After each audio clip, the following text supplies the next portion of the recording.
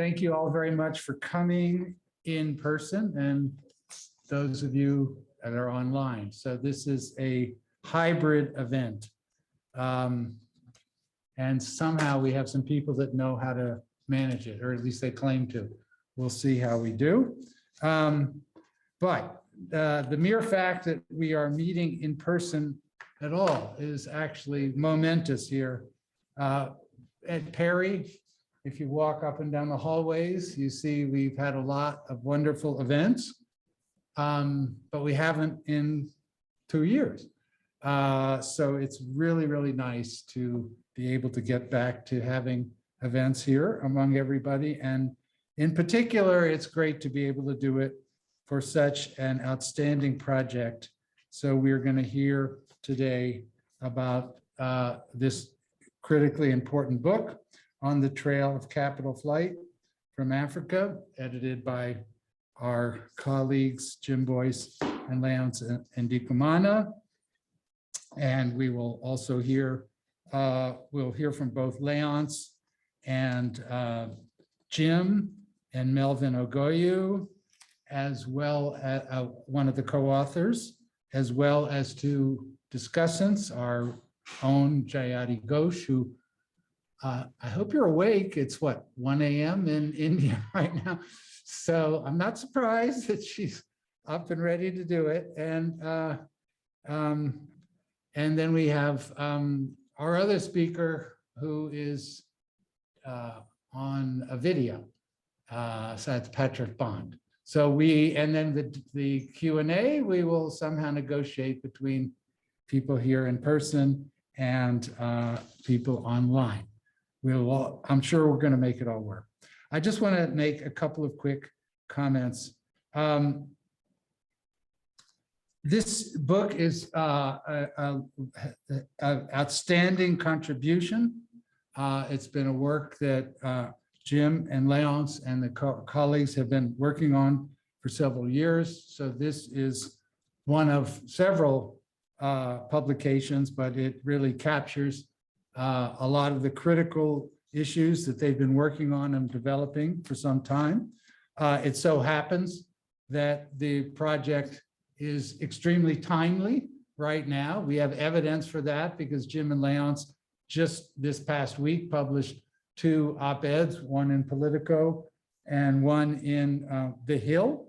And so the one in The Hill is titled "Stop Enabling Kleptocrats. More Must Be Done to Stem the Influence of Dirty Money to the West." And then the one that came out in Politico just yesterday is "The Crisis in Ukraine Offers a Chance to Clean Up Dirty Money." And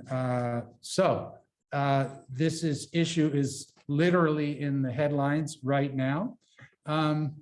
That said, this is not just a matter of something being timely and newsworthy, though it is. And yes, there are copies of both the op-eds in the back room for those of us that are here and want to take copies. They're also both available online for everybody, and they're listed on the PERI website. But the book captures these issues in much greater depth and much greater perspective than obviously can be characterized in a op-ed. And so I thought I would just, if you will indulge me, I will just read a paragraph or so from the conclusion of the book by Jim and Leonce, which I think captures some of the longer term perspectives that are really emerging out of this book in important ways. So I'm going to read as follows. The real world depicted in this book operates quite differently from what they also describe as the make-believe world of perfect neoclassical economics. Far from being perfect, markets are often riddled with imperfections. They routinely confer persistent excessive profits to those who wield control of choke points in the economy. Property rights are neither perfectly defined nor perfectly secure. Instead, powerful actors are guided, as if by an invisible hand, to opportunities for appropriation, capture, and outright theft. Governments are neither impartial nor efficient. propelled by the interplay between power and wealth. Their central objectives morph from serving the public to serving the elite. Natural resources are a hunting ground for rapid wealth extraction and accumulation, and capital flows across borders are driven not by relative scarcity, but by the relative secrecy available in offshore havens.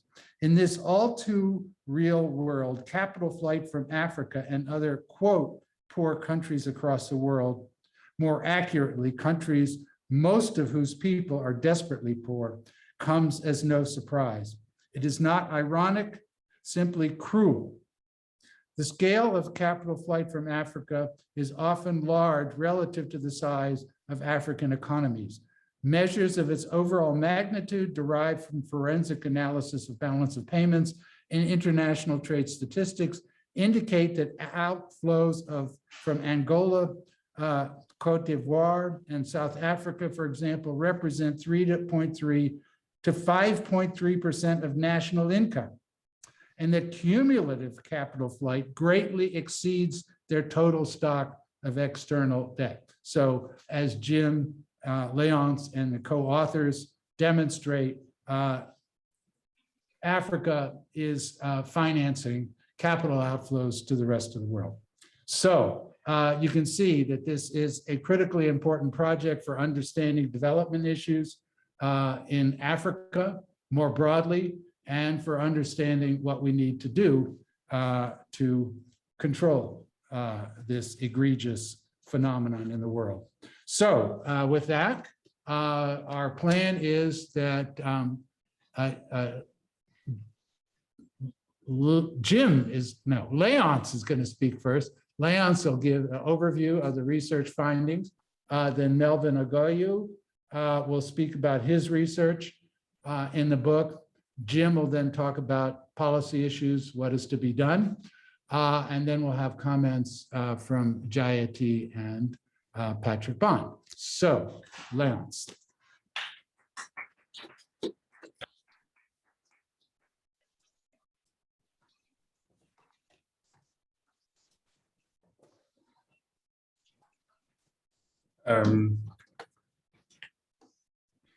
Thanks, Jim, for the kind introductions, and thanks everyone for taking time to come and be with us as we present our findings from this research. Sure that the technology works. Oh. Saulo.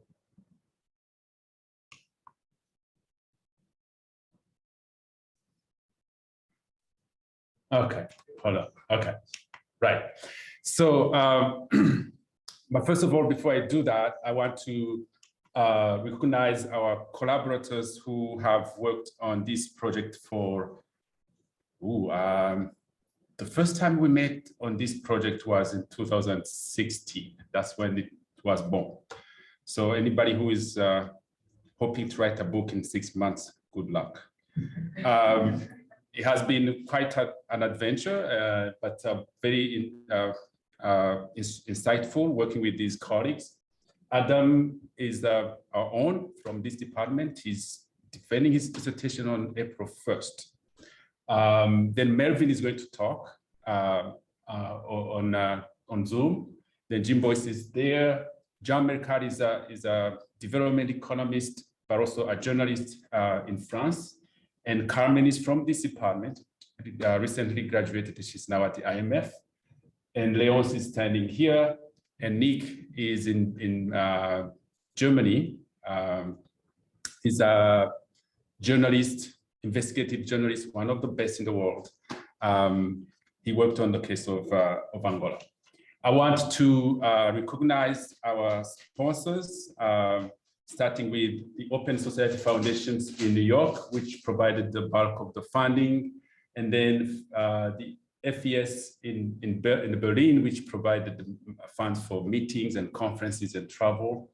But of course, PERI, which has contributed, I don't know how much, you can't count how much they have contributed the research. But also I want to appreciate the insight we got from people in the countries, government officials, researchers, people, members of the public who have helped us understand the context of this phenomenon. Jim and I have worked on this issue for quite some time, and we think it's as Bob indicated, it's a problem that is big, broad, and needs to be addressed. As you have seen in the news, in the academic writings also, the story about Africa has changed for some time, from a continent on the brink to a continent that's rising, where you have lions in the move and so on. But this kind of work makes you ask the question about who is Africa rising for? Is everybody benefiting from this rise? Because this kind of work demonstrates that there is in fact a group of people who are benefiting from this accelerating growth in Africa, but not everybody, because when you look at poverty levels, they're still high. Unemployment remains an issue. I keep saying that for Africa, the next bomb is youth unemployment. That's a big challenge. And one of the reasons is that they are not growing fast enough. Inequality is a big issue. At the same time, Africa is seeing its resources being depleted as they are being exploited, but not much to show for in terms of financial or social development gains. So capital flight is one of the issues that undermines all the efforts that African governments and their partners are trying to make to accelerate growth, reduce poverty. And as we have seen, the COVID pandemic has made it worse, has really exemplified this divide between the have and don't have. People who can isolate from COVID and those who cannot. People who can finance the pandemic rescue programs and those who cannot. And capital flight makes it worse because the ones who need the most are the ones who are seeing their resources evaporating. So Jim and I come to this work from quite some time. Jim started working on this 2 centuries ago. Then I joined him when we worked on the case of the Congo, which was where I knew the Congo. I knew its problems. I never knew how much money had left that country in the hands of the rulers who are supposed to develop the country. By the time Mobutu finished ended his regime, he had more money than the country owed to the rest of the world. So he could have paid the debt of the Congo, but he didn't. But when we started working on other countries, we found that it wasn't just a Congo problem, that it's a problem that plagues all the other countries, both the rich and the poor, those that are rich in natural resources, but also those that are not. So this project allowed us to go deeper into details about what drives that phenomenon, what are the mechanisms through which capital leaks out of these countries, who is responsible? Because money that doesn't just disappear, it must be go in the hands of people. So we then find that it's a combination of forces and factors in the country, but also in the rest of the world. And we'll talk about that more. And we find that there's actually a network, a global network that benefits from that phenomenon, both the active actors, but also the enablers, those who make it possible to extract resources from Africa and hide it in offshore financial centers, and those who benefit from it. While we are lucky, we are happy to note that the national governments and also international institutions are taking notice, and we see that some initiatives are emerging to tackle this issue of capital flight. I have to say that when I started working with Jim on this problem, I hadn't heard anybody talking about capital flight being an issue that the governments need to take on. So we did it because it was serious, and we wanted to understand how it goes. So here I list some of the initiatives that have been undertaken. At the Africa level, we have the high-level panel on illicit financial flows chaired by former President of South Africa, Thabo Mbeki, which really driving the debate on the issue and also encouraging more research. The the UN has adopted one of the targets, which is to reduce illicit financial flows. And there are efforts that are underway to try to quantify illicit financial flows and look at policies that could be adopted to fight it. The OECD, in the context of the work on tax evasion, also feeds into that effort, because many of a bulk of the money that leaks out of Africa is through trade misinvoicing, where companies fake their numbers and they to avoid paying taxes, but also to avoid declaring their revenues in foreign exchange. The IMF is also driving some programs on fiscal reforms now, beyond just looking at how to tackle budget deficits, but also how to tackle tax evasion. So I think it's a good time to accelerate this effort to feed into those debates. So quickly, what we mean by capital flight here is a very narrow, small part of what is meant by illicit financial flows. We're looking at money that came into the country that cannot be accounted for, looking at the uses of the normal uses of resources covering the current account balance, paying for your imports, and accumulating reserves. In many countries, we see that there are systematic gaps, discrepancies, showing that there is a pattern of capital flight that continues over time.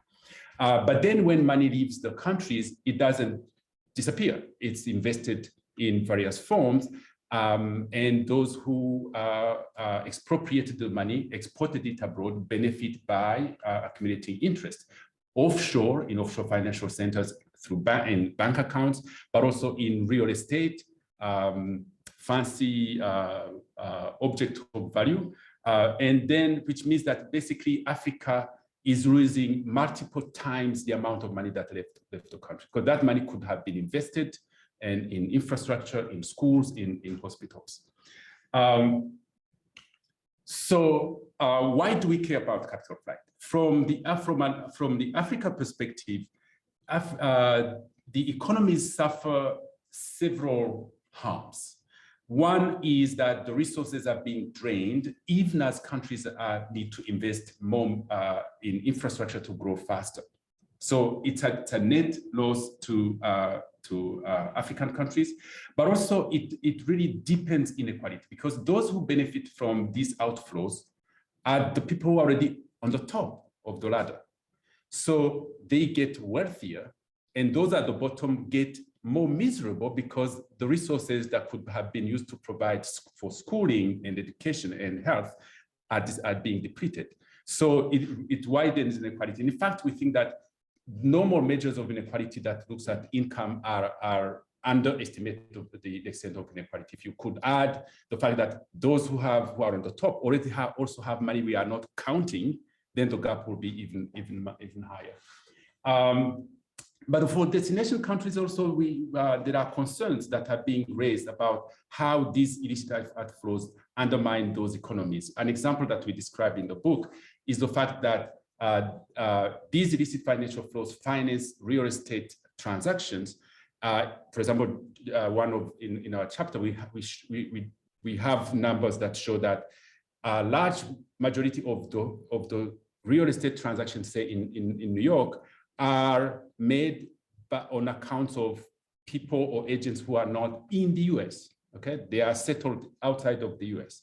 So that means that the ordinary citizen who wants to buy a house is not going to be able to afford it, because the prices are going to go to be higher. And for donors, I think capital flight undermines development aid, the effectiveness of development aid, because some of the money that finances capital flight is debt that was given to these countries to finance development. So when we do our computations of capital flight using that reconciliation of inflows and outflows, we find that for African countries as a group, we have a group of 30 countries which represent the majority of African countries, over 90% of GDP.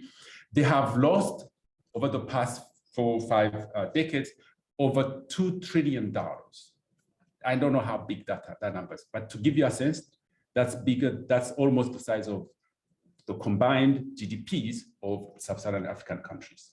So take the whole sub-Saharan Africa, put it offshore. That's how capital flight is. Of course, when we add the interest accumulation, it's over it's to about 2.55 trillion. Every year, as we sleep and wake up, Africa is losing $60 billion per year. That's more than the money they get from aid. It's more than the money they get from FDI. It's more than the money they get from remittances. So when people say Africa is severely indebted, it's dependent on aid, I tell them Africa actually will not need to depend on aid if they could keep not all of it, a fraction of the money that's leaking out of the continent. So I think it's changing the discussion about financing development, that the story is not go chase more aid, but the story is how do you keep your money on the continent. So in this book, we look at country case studies. Of course, we could have done 54 countries. We don't have time for that. So what we did was to look at 3 countries, carefully selected to be able to look at the mechanisms by which capital flight leaks out of the countries, and look at the institutional aspects as well as of economic aspects. For institutional aspects, we want to look at the role of the state institutions, the role of regulations. And then we want to look at how resources are being misused, exploited to feed into capital flight. And we also want to look at beyond the narrow measure of capital flight that we look at, which is money that's not accounted for in the balance of payment.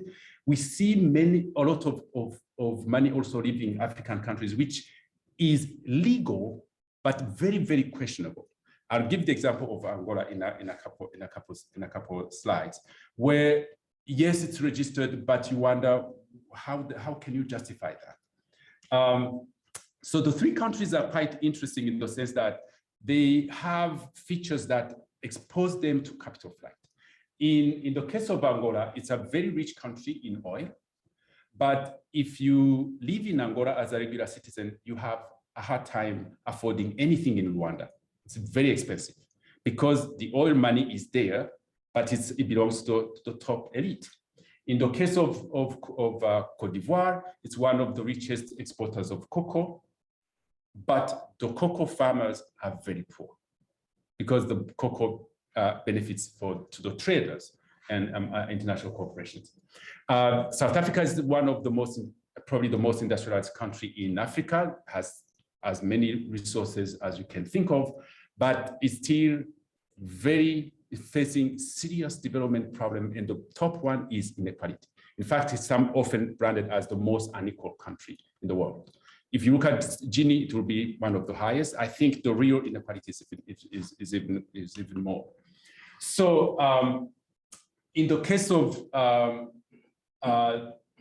these 3 countries, looking again about the narrow measure of illicit financial flows, for South Africa, we find that for Angola, we find that it has lost over $100 billion from 1986 to 2018. That's about 4.2 billion a year, which means that the country could more than double its expenditures on health if they could keep that money. For Cote d'Ivoire, about $55 billion left the country unaccounted for. It's about 1.1 billion a year. They could double the expenditures on health. For South Africa, $329 billion for the country, an average of 16 billion a year. That's more than half the money that's spent on health. So when we see African countries struggling to equip their hospitals, equip their schools, it's not because they don't have the potential. They do, but it's because the money that they could use for that is leaking out of the countries. So now quickly on individual countries. For Angola, again, I said they have lost over 103 billion. But for Angola, there is and it's an illustration of what that opaque area where it's legal because it's registered, but you ask why. In Angola, from 2010 to 2018, net outflow of FDI is about 24 billion. Now, we kept asking people in the central bank, people in the country, nobody knows. But one insightful thing that we heard when we were doing an interview with Nick a couple of weeks ago is the journalist who is very knowledgeable about Angola says, what you guys don't understand is that the rich Angolans don't live in Angola. They live in Portugal, they live in the US, so they need the money out. So they do the business in Angola, but they have to transfer the money out. So they have to get somebody to approve that it's an FDI flow. It's not. They're just extracting wealth from the country. So the oil sector, which should be driving growth, has been very used basically as a source of accumulation of private wealth by the elite. You have heard that the daughter of the former president once was branded as the richest woman in Africa. And they said it was because she went to school, a very good school. She had an MBA and was able to run. I said, can you give me that MBA so I can be rich too? Yeah, if you are the son of a rich country, the daughter of a rich country, you can become rich. And what's also important in the case of Angola, it's an example of how foreign actors contribute to that in that expropriation of wealth. Banks bankrolling the businesses of those elite. In the case of Cote d'Ivoire, we zero in on the cocoa sector because it's the biggest sector in the economy, and you can see that the system has not changed from colonization, after independence, and today. And it's as if the governments are happy to perpetuate the same system where the farmers are being exploited and the rich international companies benefit from cocoa. This is a chart that shows you who benefit from cocoa. The producers get about 4% of the international value of cocoa. It doesn't matter how hard they work. They can work every day, every night, they'll never be rich. The ones who get rich are these ones, the processors, the distributors, and so on. For South Africa, we actually do a narrative about the issue of capital flight and how the government has been trying to address it from way back from the apartheid regime.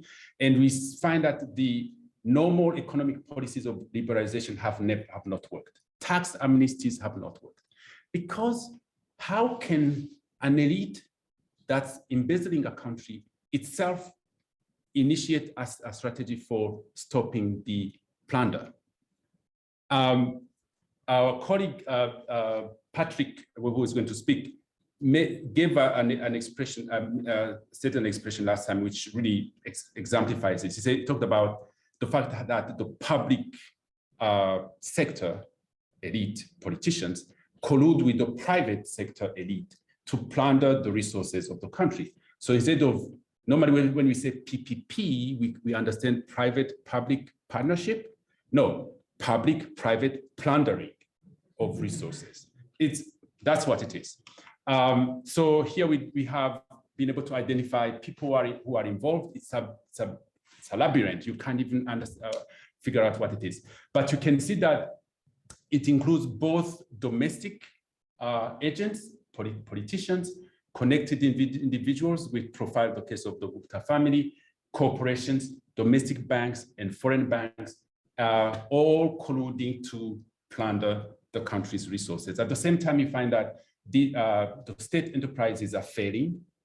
Every day I talk to South African, they say, I don't know whether the South African airlines are going to fly again because they run out of cash. They have load shedding of electricity because the electric company doesn't have money, it's poorly managed, because everybody's taking a cut. The issue that you find in these countries, and they are representative of others, is that there is a system that's normalizing plunder, in the sense that the same politicians, leaders who are supposed to fight this problem, you find that they're involved. If you look at the various editions of the leaks Panama Leaks and so on, it's presidents, ministers, and so on who are listed as being investors in those investors involved in those offshore financial centers. So what we see is basically a perpetuation of the plunder of resources that we saw before colonization, after colonization, except now, instead of being done by the King Leopolds of the time, the state leaders, they are done by corporations, but of course with the blessing of states. So Africa, unfortunately, is still in the same situation where it's only the source of wealth for the West, but not for its own people. So so what you see is that there's a nexus of plunder and capital flight, which is not just an internal problem, but it is not also purely an international relationship in which an imperial power, like in the past, preys on faraway lands, like Belgium and the Congo, as in the earlier centuries. Rather, it's a transnational phenomenon that spans national boundaries, operated by a network of individuals and institutions who are bound together by mutual benefit and convenience, regardless of nationality. So it's global. I'll stop here and let Melvin go with his presentation. Saulo, back to you. Thanks again.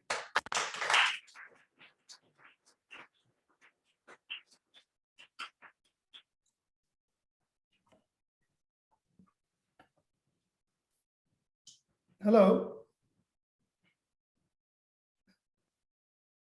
Can you hear me?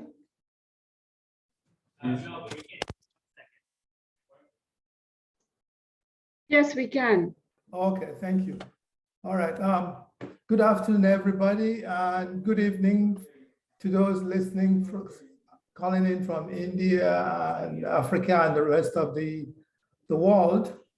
I'm very happy to be here. Hi, Bob. I haven't seen you in a while. And hi, Jim, and everybody else. Now that Leonce has depressed you, I promised him that I'm going to bring humor to the case because it's a very emotional book.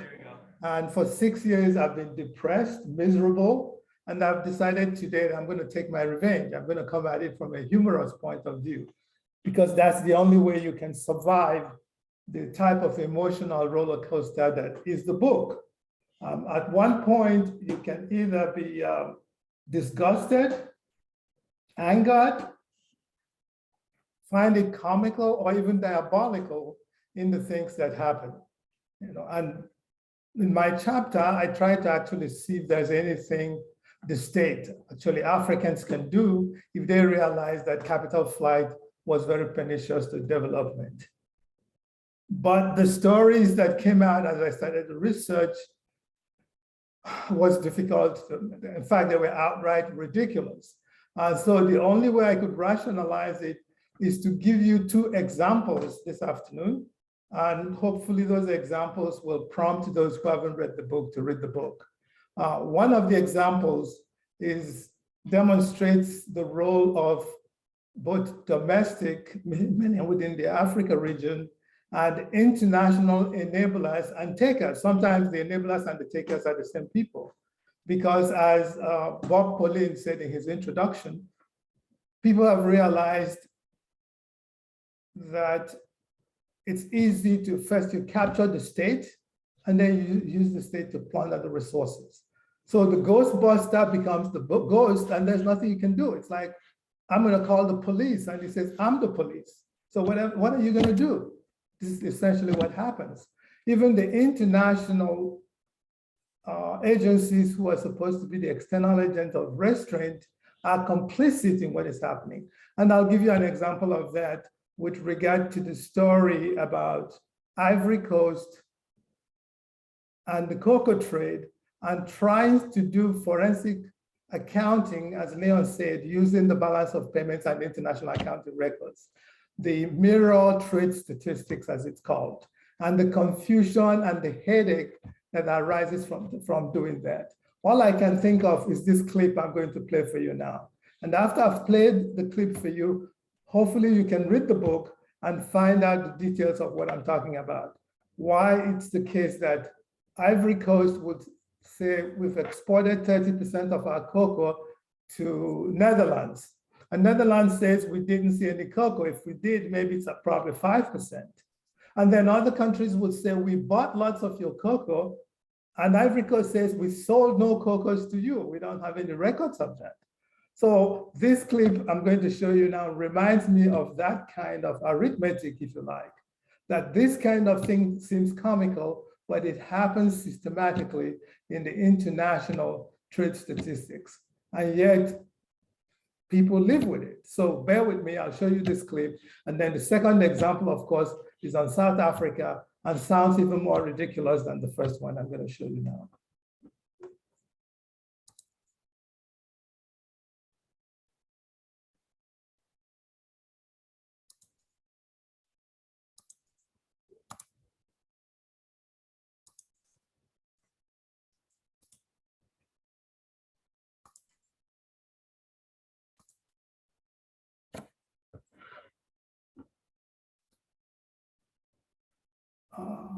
This is not, oops, the wrong one.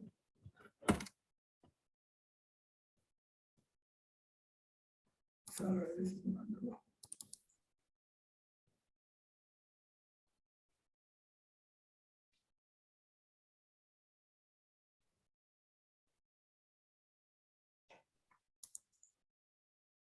Okay.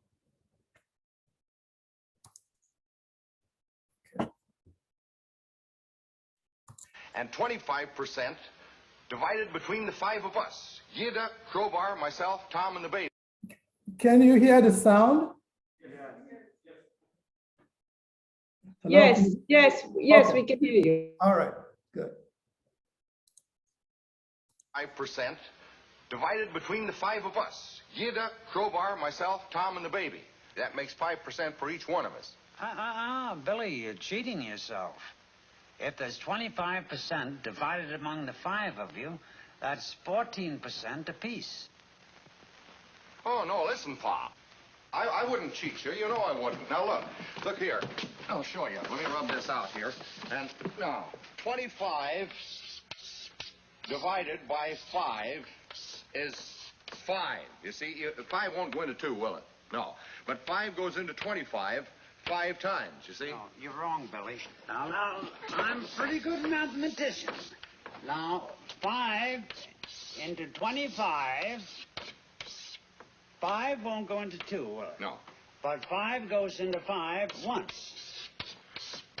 Now, we didn't use the 2 before, so we bring it down here. Now, 5 into 20 goes 4 times. There you are. 5 into 25, 14. No, look, Pa. Let me prove it to you now by multiplication. 5 times 5. 5 times 5 is 25. Well, I'm surprised you're learning. Huh? I'm surprised that you're learning. Now I'll show you. 5 times 14 is 25. 5 times 4 is 20. 5 times 1 is 5. 25. That's it. No, look, Ma. Look, you're wrong there because I'll prove it to you. We'll put down 5 14s here. 14. There. Now I'll prove to you by addition that 5 14s is not 25. 4, 8, 12, 16, 20. 21, 22, 23, 24, 25. There you are. Better brush up, Billy. I don't want to see you boys cheated.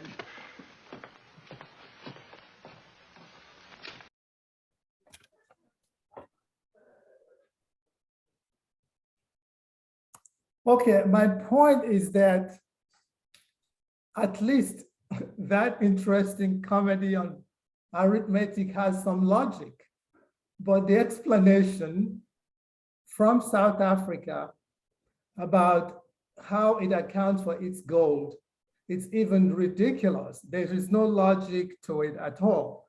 So this is the story reminiscent of what goes on between the Ivory Coast, the Antwerp port, that is Netherlands, as well as the Swiss commodity traders and others who actually buy those destination commodities. And it makes it very difficult for you to use the mirror trade statistics to unravel what is happening. And it's by design. That's what I meant by enablers and takers. But imagine then what happens in the case of South Africa with regard to the same rules of the game. The first slide I showed you talked about almost anarchy in the international trade statistics. There are rules, but countries are very free to opt not to follow those rules, as we see in the case of South Africa, in which the Department of Treasury that is in charge of the treasures of the country itself says that country code ZN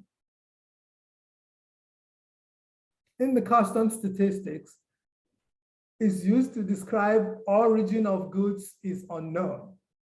And because they kept getting questions about this, they've decided that for purposes of better understanding, this particular category has been renamed to gold, petroleum, and others, because 95% of this bubble, that is origin of goods unknown, is made up of gold. Gold is the most important export of the country, and yet it makes up 95% of a bubble that is unknown. The footnote says gold, due to legacy rules, is treated as a country. So this is import or export from an unknown country. In fact, this is very reminiscent of a song in Nigeria from by Fela Ransom Kuti, describing the military rules that had actually thrown his mother from upstairs. She fell down and eventually she died from that trauma. They set up an investigation, and the Commission of Inquiry, after many months of investigation, returned the verdict that what happened to the woman was from an unknown soldier. Unknown soldier meant nobody gave them the authority to go and stomp this lady's residence. Nobody could account for whatever happened. And Fela asked the question, if this is unknown soldier, then what's the government's business in this very unknown incident? So the same way South Africa thinks that 95% of the gold is of unknown origin, and wants furthermore that you will therefore not be able to determine where the exports are going, and this, I kid you not, this is the quote, or where the imports are coming from. And that the aim of this abracadabra for gold specifically is because it's caused by moving over to the general system. The general system being the United Nations protocol for accounting for imports and exports. So UNCTAD 2016, there was people doing research, had sent an inquiry to South African Revenue Service about asymmetries in mirror trade in gold. That means the discrepancy between what is reported in South Africa and what is reported in international statistics. So South Africa says the UN allows a special trade system under which we can exclude non-domestic gold refined and exported from South Africa. But there is also the general trade system, according to which we would include all golds emanating from South Africa. The non-domestic components, which you can exclude from the UN special trade system, has to be included over here. So all these confusions about, on the one hand, we play under the UN special trade system, and on the other hand, we can put it in the general trade system, makes it mission impossible for you to actually understand what is going on. In other words, obfuscation is the game, and this is the state about its golden goods. And these are just two examples of what happens. And so these are some of the issues that I've tried to point out in my chapter about governance challenges with international trade. And the conclusion, of course, is we are not deaf, we're just ignoring you. And so the solution becomes, what can we do so that the government no longer ignores the people, even in matters so important as its means of sustenance. Okay? And if you want to learn more about this ridiculous phenomena that I've been describing, please read the book. Thank you very much.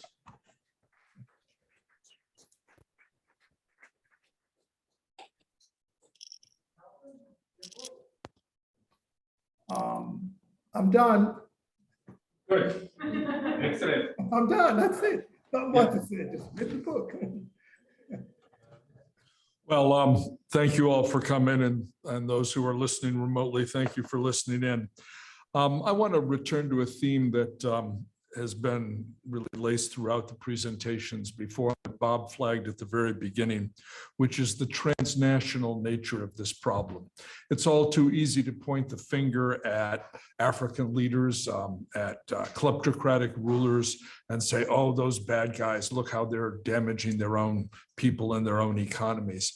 But in fact, as we try to emphasize throughout the book, what we're looking at here is really a transnational alliance among people who are engaged in a process of plunder. We call it a transnational plunder network. And in country after country, not only in Africa, but elsewhere in the world as well, we find these networks manipulating states and markets alike to extract wealth and to stash it far away from prying eyes. There are two broad ways to attack this problem of dirty money, a problem which has gotten a lot of attention in the last few weeks in the context of Russian oligarchs in the wake of the invasion of Ukraine. The first is the after-effect piecemeal approach that targets specific individuals with sanctions whose transgressions have moved the authorities to act. But efforts to sanction these individuals, and in particular to find and freeze and seize their concealed assets, are a very time-consuming and costly process. And experience teaches us that such efforts rarely manage to find and seize more than a small fraction of the ill-gotten gains. The second strategy, and the one that we emphasize in our book, is a preemptive approach, an across-the-board approach that tries to stem the massive influx of dirty money from throughout the world into offshore havens, including, most importantly, Western economies like that of the United States. Rather than waiting for kleptocrats and their cronies to cross a line, say by getting too much bad press or by invading a neighboring country, this approach focuses on systematic vulnerabilities that these folks exploit in the international financial system. This is, I think, the way in which we can try to head off the kinds of problems that we find not only with Russian oligarchs and their money today, but around the world. It's important to think about who would benefit in our countries, in the Western economies, the destination countries for capital flight, and who would be harmed by measures to stem the inflow of dirty money. The harm would be confined to those folks, and they're a narrow stratum of the population, who enable these illicit financial flows in return for a slice of the loot. We're talking here about bankers, lawyers, consultants, accountants, brokers, people who help corrupt elites from around the world to shift and hide their assets. It's a small stratum of the total population. One of the big issues in sanctions, as you know, is worry about collateral damage, about people who aren't the targets being hurt in the process. In this case, the collateral damage is to a small but, alas, extremely powerful stratum of the population in countries like the United States and the United Kingdom. On the benefit side of the spectrum, again, within the destination countries, we're not only talking about benefits to people in the countries that are being looted, like those described in our book, but also benefits to the public here in the destination countries, the countries that serve today as havens for dirty money. One example is that which we describe in the book in the Angola chapter, is that the repercussions from turning a blind eye to dirty money can trigger turmoil in financial markets. Some of you may recall that back in 2014, the second biggest bank in Portugal collapsed. It was called Banco Espírito Santo. And the reason it did so was triggered by unsecured loans, politically connected loans in Angola. And that turmoil roiled European financial markets just a few years after the initial global financial collapse. Another example of the effects in the Western and developed economies, one that Leonce mentioned, is the vast inflation in real estate prices in metropolitan centers like New York, Miami, London, or Londongrad, as it's called in the press these days, which is driven by purchases of real estate by oligarchs from around the world, making it difficult or impossible for local folks to live in their own cities. A New York Times investigation back in 2015 found that of high-end properties, residential properties in New York, those were defined in Manhattan as properties selling for more than $4 million, which account for a substantial chunk of real estate sales. More than 54% were sold to offshore shell corporations. In other words, the buyers were anonymous. No one knows who they really were, who the so-called beneficial owners were.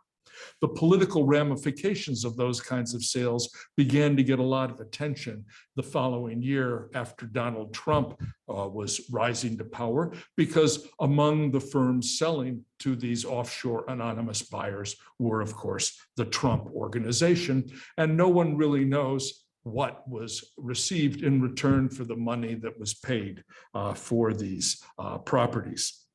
So the corruption that we're talking about here is it's contagious. It spreads. It's not confined to Angola. It's not confined to South Africa or any other specific country. It's a transnational phenomenon, and it results in the corrosion of the rule of law and the legitimacy of governments around the world. What can we do in response to this situation? I want to focus again on what we can do here in the destination countries like the United States. And I think there are three prongs of what we can do. One is to enforce the existing rules. There are some rules of the game involving money laundering and so on. After 9/11, these rules were tightened up in the effort to curb the flow of terrorist finance. So due diligence, also known as know your customer rules for banks, were strengthened, requiring reporting, the filing of suspicious activity reports to the Treasury Department, where they go to something called the Financial Crimes Enforcement Network, or FinCEN for short. More than 2 million suspicious activity reports per year are submitted to FinCEN. What happens then? Well, what should happen, of course, is that it's not just a matter of filing these reports, it's a matter of doing something based on these reports. But FinCEN is completely under-resourced to fulfill that mandate.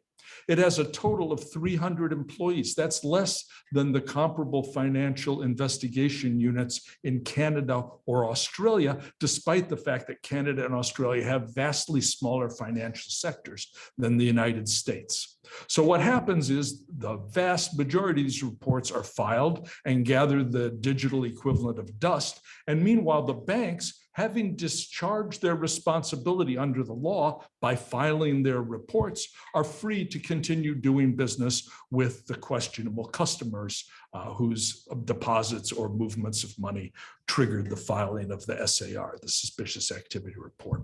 This is, to use a term that Melvin used, a ridiculous situation, but it's one that has been allowed to persist, and it doesn't persist by accident, of course. It persists owing to the disproportionate financial influence of the enablers and the fact that a lot of us are asleep at the switch.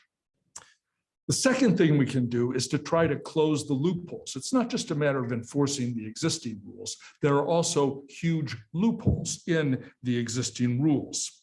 For example, we should ban sales of real estate, luxury goods, yachts, diamonds, expensive art, etc., to anonymous buyers.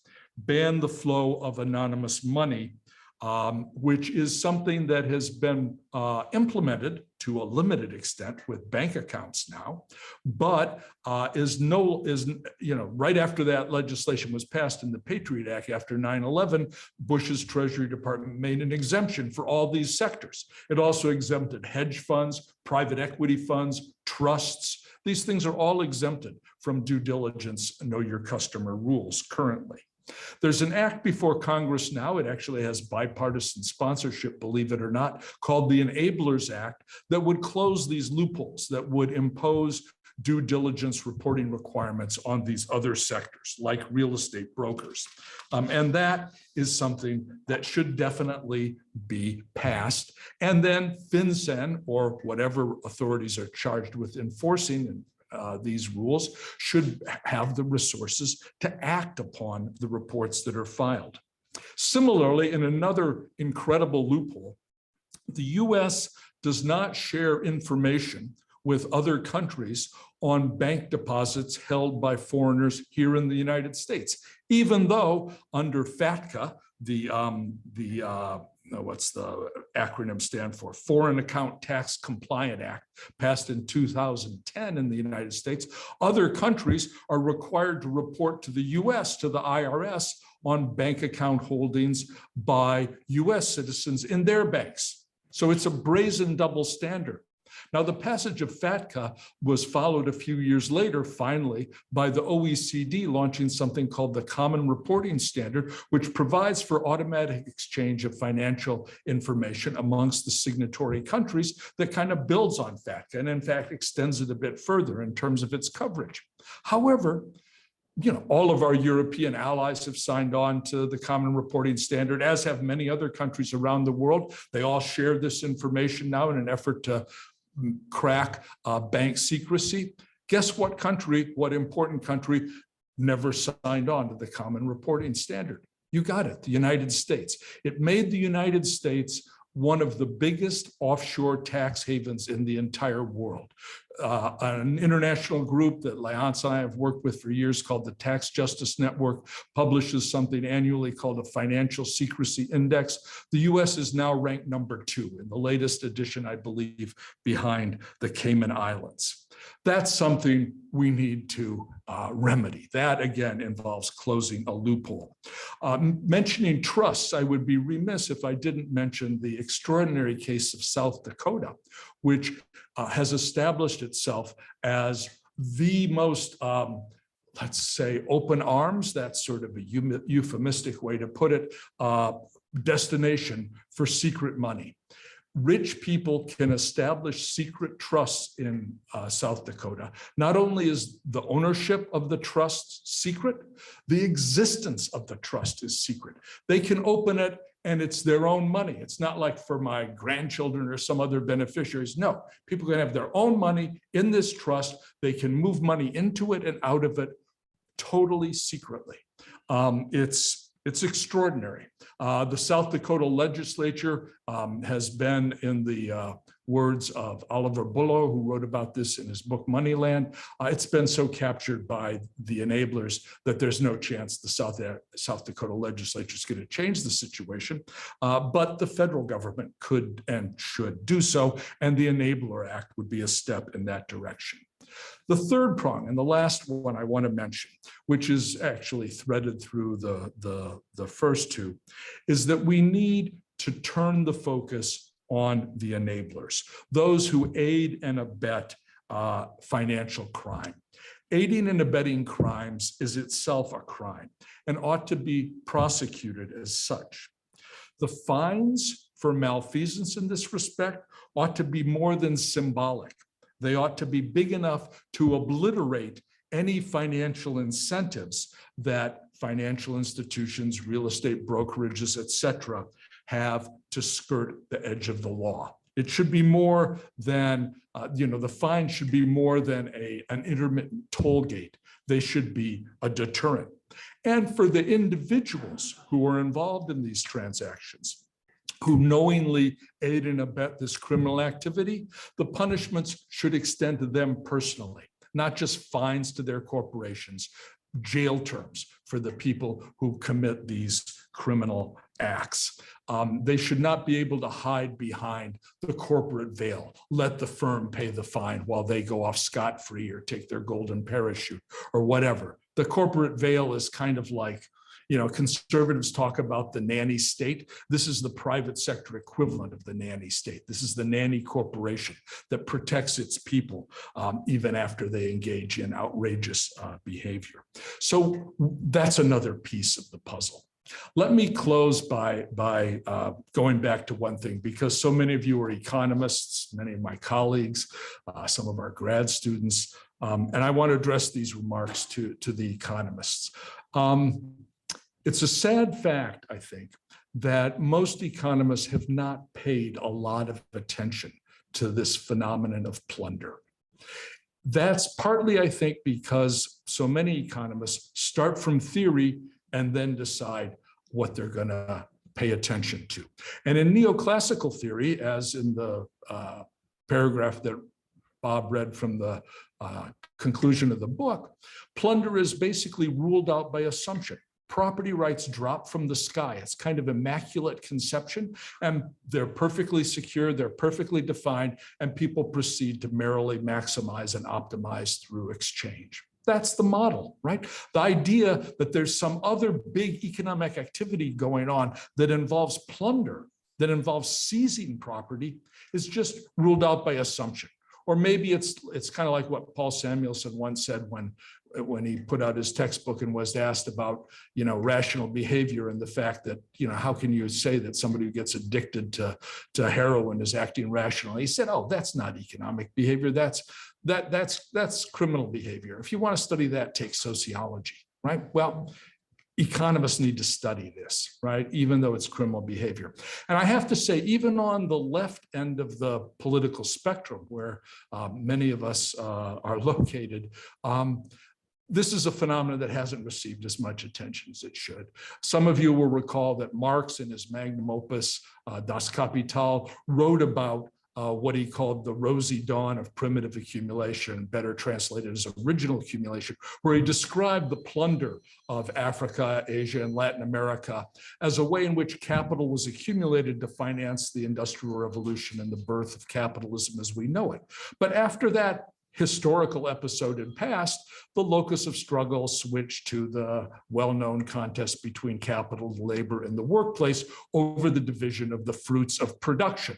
Production, right? That's what the struggle's over. However, what we're talking about here is not production. We're talking about plunder, something different from production. And it continues on a massive scale today around the world, and we neglect it at our peril. So I'll stop there.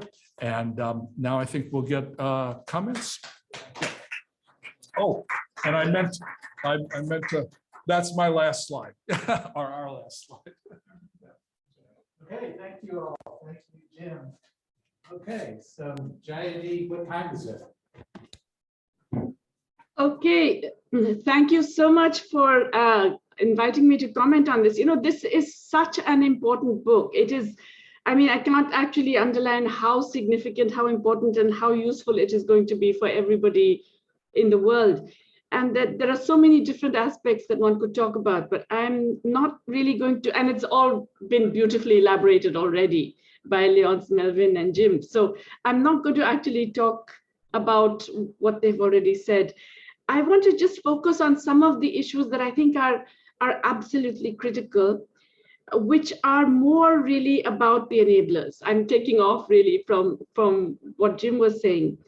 That it's not, and here I'm talking about the enablers not only in terms of the law firms, the accounting firms, consulting firms, and the brokers, and all of those guys who, the sort of shady gray zone in which all of these enablers function in the developed countries, but about the regulatory system that allows them to happen. Because I think what is absolutely critical and comes out so sharply in this book, that this is plunder, it's corrupt, it's illicit, but it's not illegal. Okay, yes, it's illegal in the countries of origin, but it's not illegal in the countries of destination. And I think that is a crucial difference between, if you like, the doers and the enablers. And so that's why I think this is actually hugely important, not just for developing countries, but in the advanced world. I think Melvin said, by the way, I really want to congratulate you on just being able to do the empirics that are required for this. I think Melvin said something about how obfuscation is the game, and to be able to weed out through that obfuscation, to actually arrive at these numbers, to actually be able to generate estimates of the amounts that are being plundered and transferred is a huge task. I'm amazed, Leonce, that you could do it in 4 years. I mean, it would have taken a decade, I think, probably. But the critical thing is that once it leaves the places from where it is criminal, it is no longer criminal, it is all legal. So it is still plunder, and it's really neo-colonial plunder, but it is perfectly legal plunder. And that's where I think I would add on to what Jim has very, excellently pointed out in terms of the things that can be done, like enforcing the existing rules and closing the loopholes and sharing information and all of that, get rid of the corporate veil. I would actually say you have to change the rules. You don't just have to enforce them. You have to change rules. You have to not allow non-beneficial ownership, kinds of ownership. In other words, you have to ensure that beneficial owners of any asset are known, and that these beneficial owners are known not just in the states in which they operate, but everywhere. So I think the first critical thing really is the change in the rules. And that requires changes in laws. And so now we're going beyond the enablers existing within that gray area, the perfectly respectable consultancy firms, the big financial firms that take the assets and so on, into those who make the rules that enable those consultancies and financial firms to operate. So really, we have to look at the regulatory structures. And I would argue that one of the features of contemporary capitalism, one of the reasons why it is this enormous dead beast that has spread its dead body all over all of us globally, is the fact that the regulatory structures have now been so rigged that they make it impossible, really, to do even the things that capitalism was supposed to do. The good old, supposed spirit of competition, the spirit of markets operating in that sense, all of those are actually just impossible because of the way in which the regulatory structures have been massively rigged. So that requires a further level of dealing with enablers. It requires dealing with those who make the laws, those who frame the rules. And I think, Bob knows this better than anybody. You can even try and put something in law, and then the rules that get framed change the way the law operates, as we saw with Dodd-Frank and the commodity futures regulation and so on. So definitely, we need to have national asset registers that identify beneficial owners of all assets. Definitely, we need to have sharing of information on who owns those assets. But we also need to have much stronger rules about the ways in which money can be transferred and utilized for different purposes. So large inflows of funds are never questioned in all of the advanced economies. Nobody's really asking how exactly did you get that money, and can you account for it legally in your place of origin? And the larger the amounts you transfer, the less those questions are asked.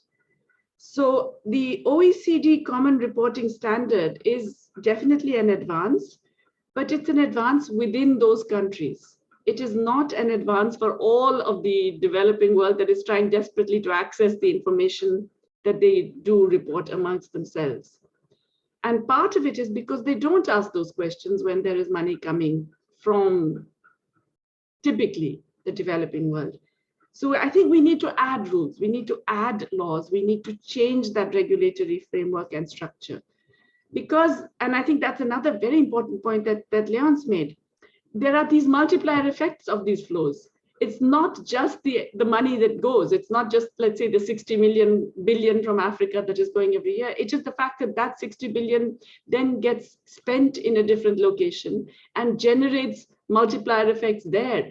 In other words, you have the spiraling of inequality each year because of that original flow. And so it's not just that one number, which is the real problem. It is a widening gap created by that continuous transfer of resources over years, over decades, the trillions that Leonce mentioned. I mean, it's much more than that, those trillions, because if you think of the kinds of uses that productive investment could have generated, not just the health spending, but supposing it had even been in just straightforward investment, the implications that would have had for this economy compared to where it is ending up are enormous. So I think there's so many things that open up here. You could just get you could get a set of volumes out of this, really. There are so many amazing insights, so many horrifying facts, so much incredible analysis that is coming out of this. I think for me, the real hugely important takeaway, many of course, but one of them was that the kleptocrats that everybody knows about in, the corrupt people in developing countries. And of course, there's this whole perception it's all the developing world that is corrupt. And Jim made that very clear that, it's them who are corrupt, and what can we do if they want to put their money here, That the corruption is much more widespread. It's a transnational elite that is exercising the plunder. But it is a plunder enabled and perfectly legal because of regulatory systems in which the rot spreads much deeper. There are many, many more with a vested interest in preserving that rot. And that gives rise to kleptocracies, including in the US, where they're not known as kleptocrats. They're called entrepreneurs or philanthropists or something, but they operate in actually very similar ways. So in a way, this is it's a terrible mirror to global capitalism today, which is not dissimilar to the old colonial plunder in some ways. But it is, in a sense, worse because it is now so tightly bound by a legal and regulatory framework that makes it all appear very civilized and very proper. So in a way, we have a bigger thing to attack. It's not just the human enablers, but it's the whole system and structure under which they operate. Okay, thanks. Thanks for that. And thanks for this book. It is going to be just so amazingly useful.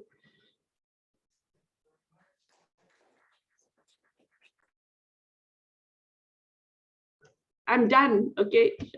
Yes, you're done.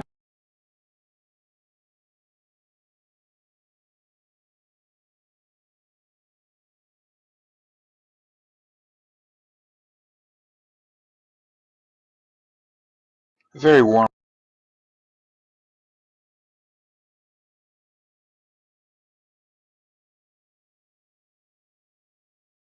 greetings to you, and I really wish I could be with you in person or on the Zoom line, just timing not on our side today. Anyway, this is a perspective on this amazing book, Capital Flight from Africa, on the trail and the takers and the enablers. So thanks very, very much, Leonce and Jim, for great work and all of your contributors. Let me just see what the view from this city looks like. This is the most unequal city, and I'm just honing in there on the tallest building in Africa, at least temporarily, the Leonardo. This is, of course, Sandton. If we look at Sandton from the east side, not the west side, we find the inequality that makes this country the world's worst, and in fact, Joburg, the world's most unequal city, so evident. This is Alexandra Township that you see in the foreground since 1912, the sort of labor reserve army for northern Johannesburg. And in the 1990s, this central business district popped up because the white bourgeoisie began to get very nervous about its central business district in central Johannesburg. They basically just fled it and left all those skyscrapers, many of them empty. The most prestigious hotel in Africa, Carlton Hotel, empty still. Most of the global banks have established their Africa branches here as well. And this is, it's a different picture on the front cover of the book, but it could well be Sandton. I hope we get a big, for the next edition of this, a big focus on South Africa. And indeed, this chapter that Adam Abubakar and Carmen Naidu and Leonce have done really helps enormously, as I'll show you with some of the updates on where our analysis has been. If we go to the introduction, let's quickly review why, and then begin to pick up some areas of maybe some constructive disagreement. Yes, South Africa, the most integrated of African economies in global capitalism. in fact, at 1.73% trade to GDP ratio, one of the highest in the world. It was at the peak in 2007. Deglobalization has hit hard since then in South Africa and most of Africa with a much lower trade to GDP, but the sophisticated financial system does still facilitate massive financialization and capital flight. And so I think one of the questions we want to raise is whether, as Samir Amin argued, delinking from the most destructive circuits of world capitalism, including application of exchange control, something that Leonce has disagreed with me on, which I fully respect because he does it from the standpoint that there's too much rent seeking in that process, and I think that will be a problem. But nevertheless, exchange control advocacy, I think, would take us further if it was done properly. And secondly, a mineral sector has been an arena for massive export misinvoicing and tax evasion, and we'll look at the politically well-connected individuals. To me, that would require really going even further, not just at illicit financial flows or licit financial flows from minerals in the form of profits and dividends, but also the depletion of the natural capital wealth of the country, something that I don't see in the book, and it really should be there too, certainly because it's a much higher quantum, well over $130 billion per year, about double the illicit financial flows. And then thirdly, liberalization of the economy, the explosion of capital flight, financialization. These are certainly parts of our diagnosis, but there's a deeper dilemma, which I would put, without much time to do anything with it, a classical Marxist problem called the overaccumulation of capital, from which the financialization and the capital flight and other spatial fixes logically follow. Now, since the chapter title talks about state capture, just to remind everyone, this is what it's all about, isn't it? The Gupta brothers and Jacob Zuma from 2009 till Zuma was kicked out early in 2018, and there's Zuma's son working with the three Gupta brothers. And that's the essence of state capture as we normally understand it. And Transparency International has an annual state corruption ratings, but this is interesting. South Africa rated 110th most corrupt out of 180, so in the second tier, below average, in terms of the capacity of our politicians and officials to loot the fiscus, to loot the state. It's usually, if you talk to anyone on the street, considered a much more corrupt place, but this pales in comparison to other corrupt actors in South Africa. Because even though the state, politicians and bureaucrats have been getting more corrupt over time, really the number one source of corruption in South Africa, and indeed in the world, until last year, where we became number 2, tied with China, was our bourgeoisie. They actually rated in the PwC Economic Crime Survey, done every couple of years, as during the 2010s, the most economically criminal elite in the world, now tied with China for number 2. And the guy in charge of this explains that it's bribery and corruption, the most serious economic crimes, and senior management's increasingly implicated from 20% to 34%. That's a PwC official. And of course, PwC is one of the most corrupt of these companies. It takes one to know one, right? So I trust what they say on this. And indeed, out of Sandton, that's where we just looked, and Stellenbosch, where some of the Afrikaans capital is, Cape Town, in the center of town, and Umhlanga, the Durban central business district. We do get the world champs of money laundering, bribery, corruption, procurement fraud, asset misappropriation, and cybercrime. So that's really something for South Africa to be proud of. World-class bourgeois corruption, pretty mediocre state corruption. Economic crime rate during the 2010s, again and again in the PwC surveys, the highest in the world. Which brings us back to the question of capital flight, because Thabo Mbeki, former president, had run an African Union Commission, which was called the High-Level Panel on Illicit Financial Flows, and found South Africa to be third worst on the whole continent, Egypt taking over, and actually named, or forgot to name the name, but specifically went after Glencore for its misinvoicing, something Leonce knows so well from the Zambian case, and came up with a figure first of $50 billion a year, and then revised it to $80 billion a year in November 2018. And in the meantime, Vera Songwe from the Economic Commission for Africa said it's $148 billion per year drained out of the continent through corrupt activities and acts, February 2018. We then saw the Brookings Institute come in with even higher systemic figures, up to a peak of $115 billion in 2012, and 2018 it was still 5% of Africa's GDP lost per year. Now, there's not much time to do the real detailed inquiries here, but I think licit financial flows, which could be drawn easily from profit, dividend, and interest receipts. We can look at the net receipts, where South Africa is losing about 45% compared to its corporates that bring back money, especially one called Tencent, the Asian firm which feeds Process and Naspers, our biggest company in the Johannesburg Stock Exchange. And the numbers there are much higher. So again, licit financial flows added to illicit, because the gray line between them is very hard often to distinguish, a very fudgy line. And then we have another figure from Global Financial Integrity, $3.4 billion a year, just on the trade-related illicit. And this brings us then to Adam and Carmen and Leonce's contributions with the number crunching using balance of payments residuals, and finding the problem worsens through 2014. That's coincidentally the year of the peak of the commodity super cycle, which in 2015 then begins to really crash, with big companies, the biggest mining houses in the world, losing 85% of share value as their revenues crash and their profits crash, and therefore the scope for pulling surpluses out of South Africa also crashes.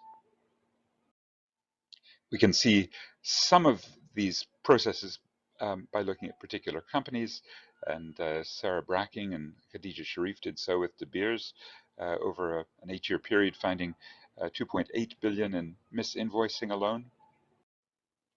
The platinum group metals, PGMs, were the site of extraordinary protest in 2012 with a massacre at Marikana platinum mine that owned by Lonmin, now Stillwater Sibanye.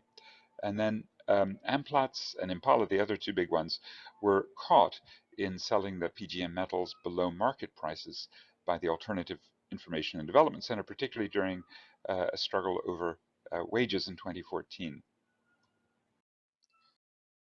Adam, Carmen, and Leonce talk about the politically connected individuals, none more central than this man, Cyril Ramaphosa, currently the president, but at Lonmin, the number one South African investor, on the board and very much implicated in maintaining these illicit financial flows, especially to Bermuda.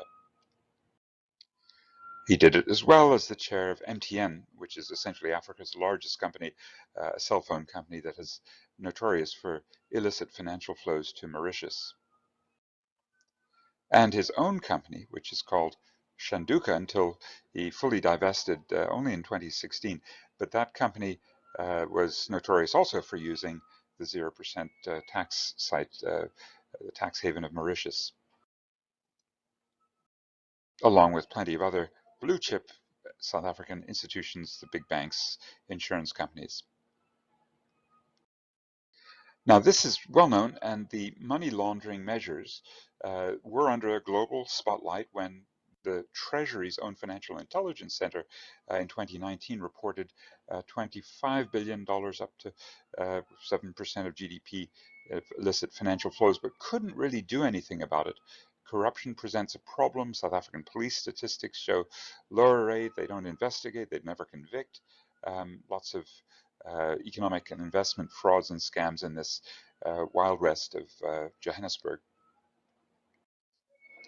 And what the Financial Intelligence Center does, and I hope we'll all have time one day to go and dig into the raw data, is to look at the suspicious and unusual transaction reporting that the banks themselves provide, which rose from about 22,000 in the early 2000s, and then by the mid-2010s up to 350,000 a year.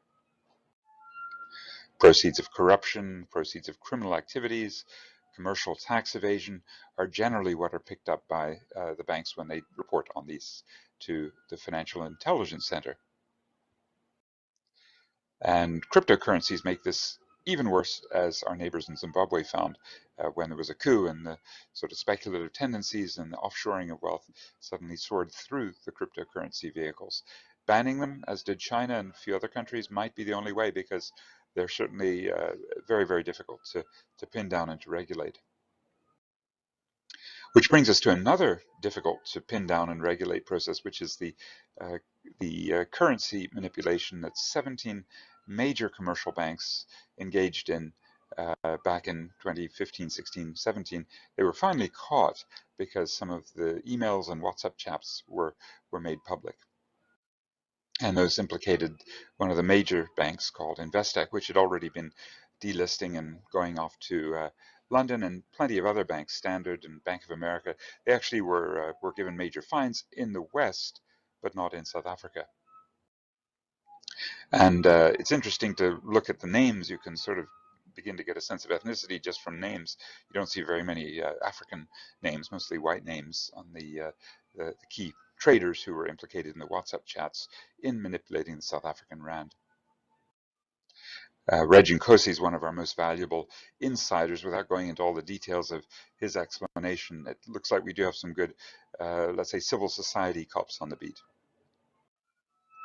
We didn't get any help whatsoever from PricewaterhouseCoopers, Deloitte, Ernst & Young, and KPMG. They were again and again implicated very much in these very frauds and scandals. And there was no help whatsoever from the finance ministry. The Treasury was extremely slack and lazy, and the minister in charge actually was in full denial, even though the United States had prosecuted these currency market manipulators. The then finance minister, Tito Mboweni, and his successor, Enoch Godongwana, have just done nothing, and Mboweni absolutely denying that there was anything wrong with manipulating the currency. Which brings us to the last couple of updates on the way South African and African measures. Here's the United Nations Economic Commission for Africa report from 2018, and the figures there, about $73 billion a year just from trade misinvoicing from 2000 to 2015. And critically, in the study of South Africa, the blame goes to the police and to the regulatory agencies, and there's none of the Panama Papers. 1,700 South African residents with offshore accounts has been investigated and prosecuted. And this is one of the reasons I think South Africa's had such a hard time in international markets. We're just bleeding. And so the credit rating agencies have gone steadily to junk, partly due to the corruption in the prior government and to the downturn in the commodity supercycle, which is so crucial to the economy. But it occasionally means we raise questions like, shouldn't there be tougher exchange controls? This is from one of the mainstream commentators, and he's arguing that we should tighten up. Unfortunately, in 2022, the new finance minister, Enoch Godongwana, made a massive liberalization of insurance companies and pension funds for their investments. Instead of 70% of the assets had to be kept in the country, it's down to 50%. And this brings us to wrap up to the final report that Leonce and the team have been improving upon, which is the Financial Action Task Force. But I think when it comes to state capture, since the Treasury is often seen as a bastion against state capture, it's really valuable to look at the critique from the FATF, which comes out of the IMF and the Bank for International Settlements, and they're worried about control of corruption. South Africa, the Treasury, the Financial Intelligence Center, the Reserve Bank, the Customs and Excise, they score very poorly, well below the average. And there are high-level vulnerabilities that could be exploited, but the authorities don't have any idea about it. They don't even know if it's occurring. Risks associated with cross-border movement of cash are largely unaddressed, insufficient and inadequate systems. A few high-profile cases have been picked up, but basically we have slackers at the regulatory agency, a captive regulator, which I think could also be emphasized in further research of this sort. Now, if there's maybe another minute or so just to quickly wrap up with some of the key concerns, maybe areas of disagreement that would be fruitful to work through in future research. One would be the extent to which the diagnosis really puts too much weight on capital flight as the explanation for the failure for financing capital accumulation to support long-term economic growth. What if there's a different, deeper problem than financialization and capital flight, namely the problem of overaccumulation crisis? And Chris Malakani was a student of Lance Taylor, I think put together some great work around measuring that capital intensity and overproduction problem. So that would be the first. Now, second could be whether we want to move towards exchange controls as one of the solutions to the capital flight. And again, Leonce, Jim may be correct to be suspicious, especially given the character of the rentier nature of many African states. But I think I would take some disagreement around interpreting what happened in 1985 when South African apartheid really was pushed to the very edge. And P.W. Botha, the then president, had to impose exchange controls to stop massive capital flight. And they actually worked under those circumstances. It wasn't that it was poorly enforced or the illicit flows continued. Of course, that's true. But compared to not having the capital controls, it would have been much worse. And it was a great tragedy in the 1990s, in 1995 with the financial ran, the dual exchange rate, and then in 1999 letting real capital flow out by relisting the biggest companies in South Africa on the London and Melbourne and New York stock exchanges. So I would strongly endorse a rethink of the position of exchange controls. And I think I'd have some help in making that case from John Maynard Keynes, who wrote that if you want to manage the domestic economy, it depends upon being free to have the appropriate interest rate and indeed to control your flows in and out. And that capital controls is a corollary to this. Now, if you allow me just a quick mention of a third concern that I hope, especially given Jim Boyce's extraordinary background in environmental economics, it's really to challenge natural capital accounts as a form of capital flight.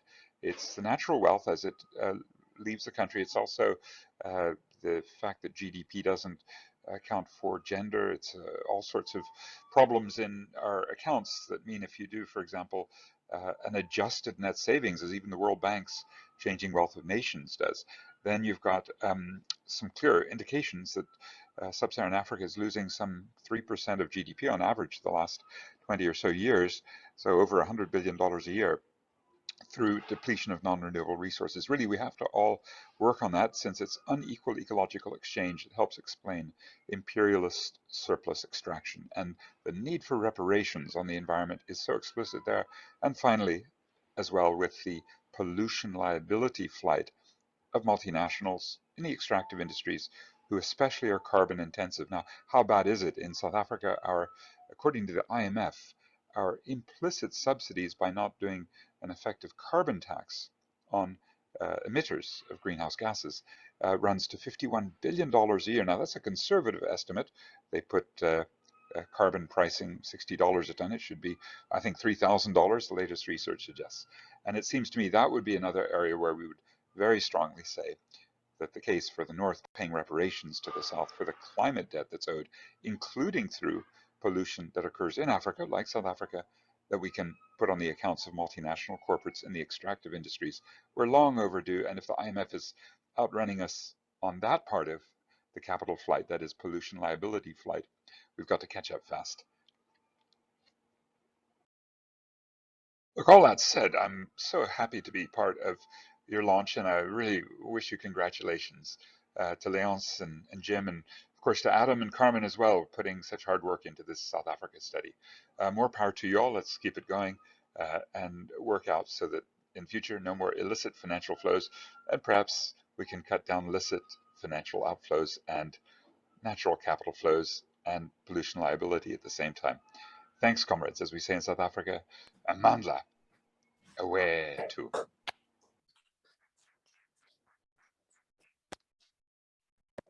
So now's the time for discussion, so our speakers can come up.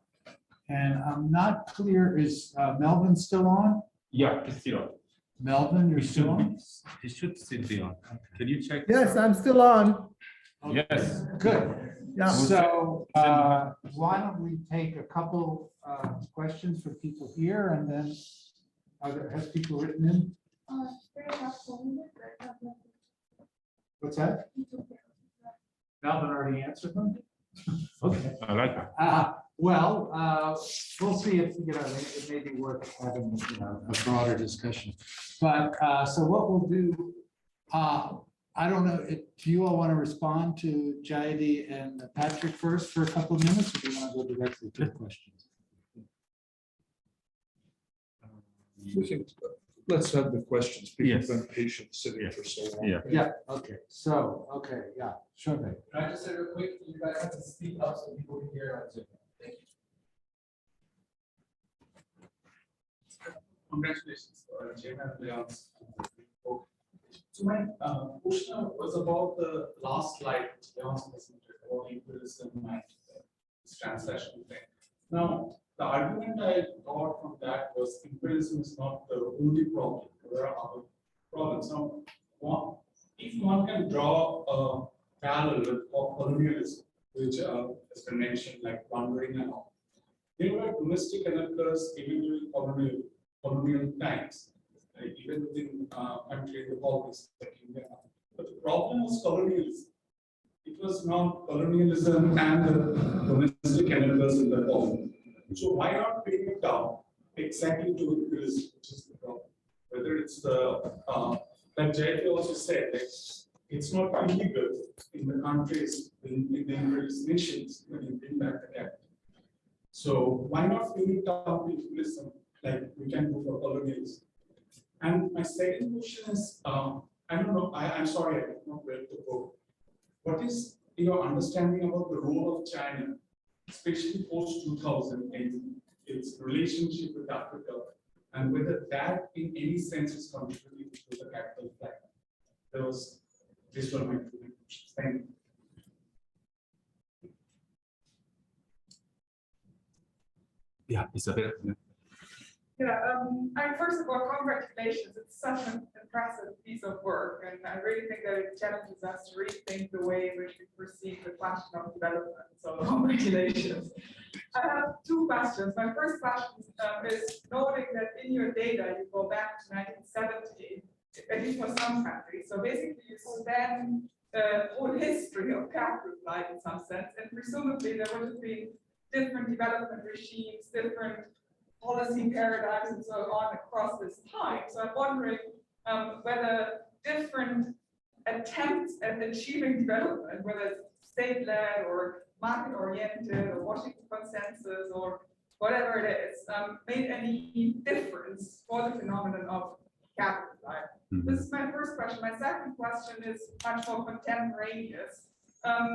So we see that the commodity markets right now are exploding, and both the part which I understand is crucial for African exports is exploding, but also the part for African where a lot of African countries are importing stuff like wheat and basic consumption goods, right? So I'm wondering how you see this relating to the problem of capital flight, because one way of thinking about it could be that basically the capital flight will go up dramatically, but at the same time, the aid dependence for basic nutrition purposes will go up. So this seems to create a pretty horrible scenario, but at the same time, might there be some scope, like in the middle of this crisis, to draw attention to the connection between commodities and capital flight and the ways and the networks that enable this, which might be idealist, but just as a question. Thank you. Yeah, why don't you respond? Yes. So first of all, we would like to thank you all for being here and paying attention and being so patient.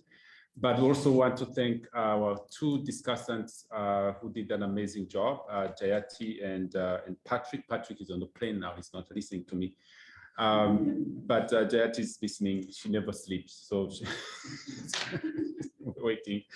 I think as Did she hear me just saying? she's okay.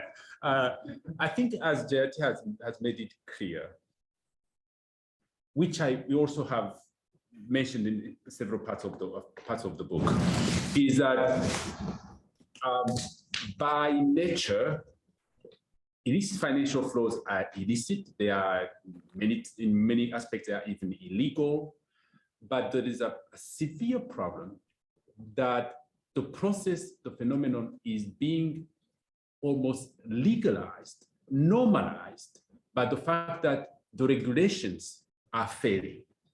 And the regulations are failing sometimes by design, because those who are in charge of designing regulations and enforcing them actually benefit from the regulations not working. So that's an issue. But other parts also, there are also times where the regulations are not enforced because of lack of capacity. If there may be government agencies that actually want to try, but they simply don't have the capacity to do it because they are outpowered by the plunderers. Imagine regulating an extractive company where in a country you have no national expert on contracting in natural resources, no lawyer, no engineer who is trained to do long-term contracting in that sector. When you are dealing with a company that comes with a massive number of accountants, tax statisticians, and all that, who will present to you a ready-made contract that you can sign because you have no alternative. So on one side, the regulations are poorly designed, but on the other side, even they were, there is such imbalance of power between the corporations and the governments in the South that either way, the contracts they're signing are really, really bad for the countries. That's a big issue. I think Patrick painted in many, many ways a very complex situation in a country which potentially can develop, but is not developing because of, not for lack of trying. There are people who are working very, very hard, but the forces, the negative winds are so strong that every action that the government takes, there's a counter action. And always the plunderers are one step ahead in blocking regulations, in undermining regulations, in hiding their wealth, to the point where the government exhausts its energy fighting back and working several steps behind.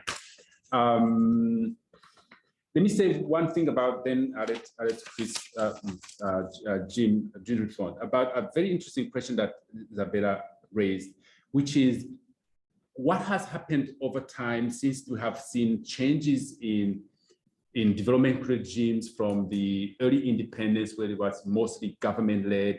Then you have the attempts to liberalize towards market orientation, democratization in the mid 90s, and further liberalization in the early 80s, early 2000s. And now we have to say, if you analyze African economies, they are quite different from what they were in the 70s. Mostly market-oriented, everything is tending to be market-oriented. And the countries have begun to grow much faster and sustainable growth. Ironically, it's exactly in that period where capital fight explodes because of the relaxation of regulations and rules, so that people can take money out illegally and illegally. And so the liberalization may have helped some aspects in terms of promoting investment, but also has helped people take the money out. Is much easier. So there's, for example, one aspect which I'm still exploring in my current project with the Carnegie Mellon Foundation fellowship, which is to understand the point you are making. When a country is blessed of having resources, exploiting resources, and exporting resources, my question is, what happens to the money that they get from selling? Do we see that countries that are experiencing booms in exports are also experiencing booms in foreign exchange earnings? The answer, I'm not sure. Second, when companies export their goods, their commodities, are they required to repatriate the foreign exchange, surrender foreign exchange? I'm not sure. In fact, I have some initial findings which suggested that some companies are not even required by law to surrender the foreign exchange that they earn when they export. And then I'm asking, when they come to importing their equipment and material, where do they get the foreign exchange? I'm told they go to the central bank.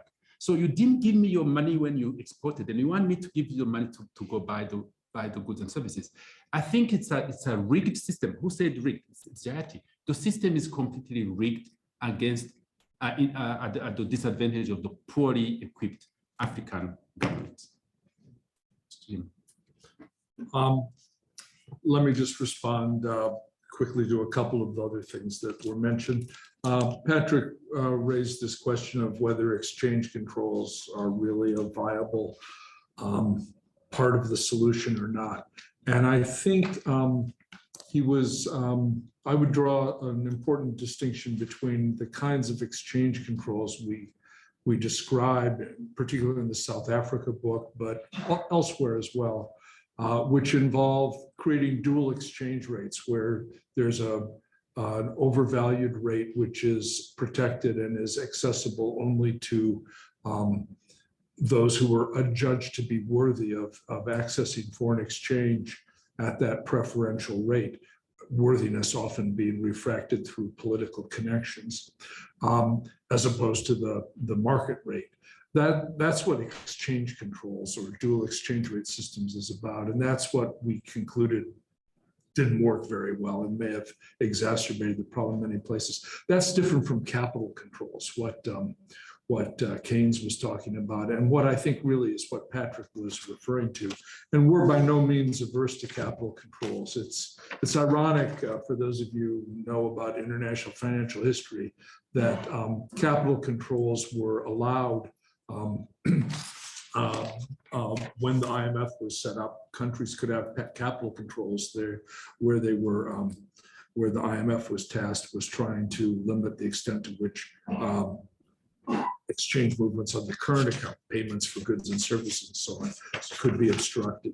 But gradually capital controls fell out of favor, and only in the past decade or so has even the IMF rethought that position.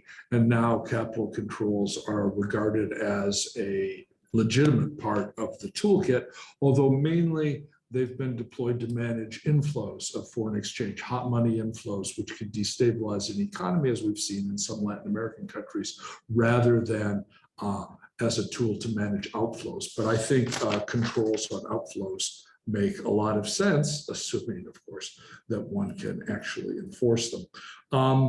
With respect to Shouvik's question, which I think is a very good one and really speaks to a kind of central issue in the book. In certain ways, we've tried to draw a parallel between the ongoing process of plunder and the earlier era of colonial rule and of what Marx described as primitive accumulation. And we've tried to bring out the idea that plunder is an ongoing phenomenon. It's not something that's consigned to the dustbin of history. So in that respect, I'd say we are talking about imperialism in perhaps new guises. However, there's one important respect in which I think our focus is a bit different from that of a lot of traditional analyses of imperialism and even of neo-imperialism or whatever you want to call it, the post-colonial variants of it, which is that often imperialism was and still is understood as one in which the principal contradiction is between the global north and the global south. The global north as a whole benefits at the expense of the global south as a whole. Of course, there are, what are sometimes called compradors or those who collaborate in the global south with the colonial or neo-colonial exploiters and get a share of the loot, but they're, very much junior partners in the game.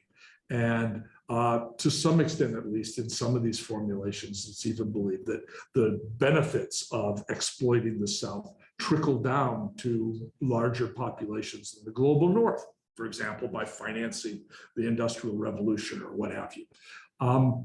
The perspective that we try to develop in the book is one that really changes the understanding of the principal contradiction.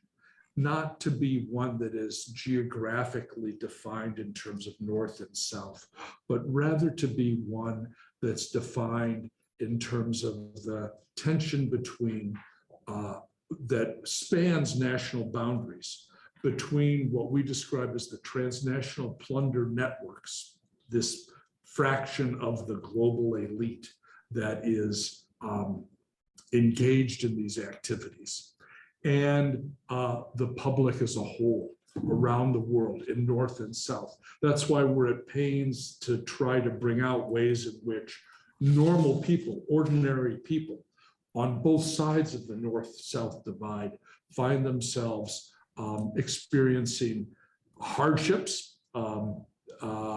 Sometimes, of course, some people much worse hardships than others as a result of this proliferating phenomenon. And so really what we are kind of arguing for is a transnational alliance of people across the world to fight against transnational plunder networks, including the dirty money and corrupt money that's in a way the tip of the iceberg, rather than the classic kind of movements of national liberation that characterize the colonial era in that North-South prism. So, I mean, you know, there's echoes of that in the earlier era too, as one great economist once urged, workers of the world unite, only we're thinking of this as not just about an issue in the workplace involving the division of value created in the production process. We're kind of refocusing on plunder as something, as a non-productive activity that is distinct from productive activity and remains a major piece of the operation of the world economy today. Melvin, do you want to comment on any of the discussion so far? Hear me? He's on mute.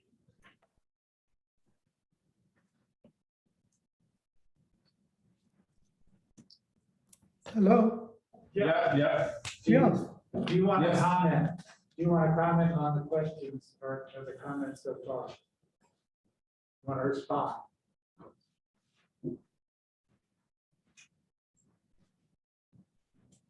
Yeah, Melvin.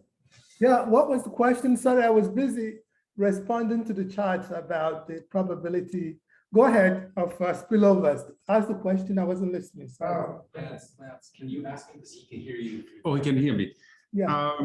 Well, why don't we, because we have these questions that have come up and I think Melvin has responded in part, but why don't I read them? Yes, if you do, it would be good. You can also respond. So if you read them there, people can't hear you online. I'll sit up there. And then So we have some questions that have come up. So here's one, and I don't have the names, but oh well. Somebody wrote in, what is the probability of spillover of these activities to neighboring countries that share a trading framework? For instance, South Africa and its SACU member countries. Broadly, should we be worried of collusion and trade misinvoicing as we implement the AFCFTA? That's one, and I'll read a second one, and then you guys can respond. You've given us some strategies to minimize capital flight to the destination countries like the USA. Any thoughts on how to expropriate the plunder back to the continent to relieve it of its ever-growing debt? And this person also says, great insights, well done to the team. Okay. So Melvin. Yeah. I don't know if you heard the question. The one has to do with spillover effects of all the plunders in the neighboring countries. And I think the question that the example they gave is about, if you look at the Southern African region, the SACU region, Yeah. all the shenanigans in terms of the trade misinvoicing and all that, the trade opacity that we see in South Africa, does it have any effect or could be linked directly or indirectly to what's happening in the neighboring countries also? I think that would be one. The other one is something you have worked on, which is the any chance for pushing repatriation of the stolen assets.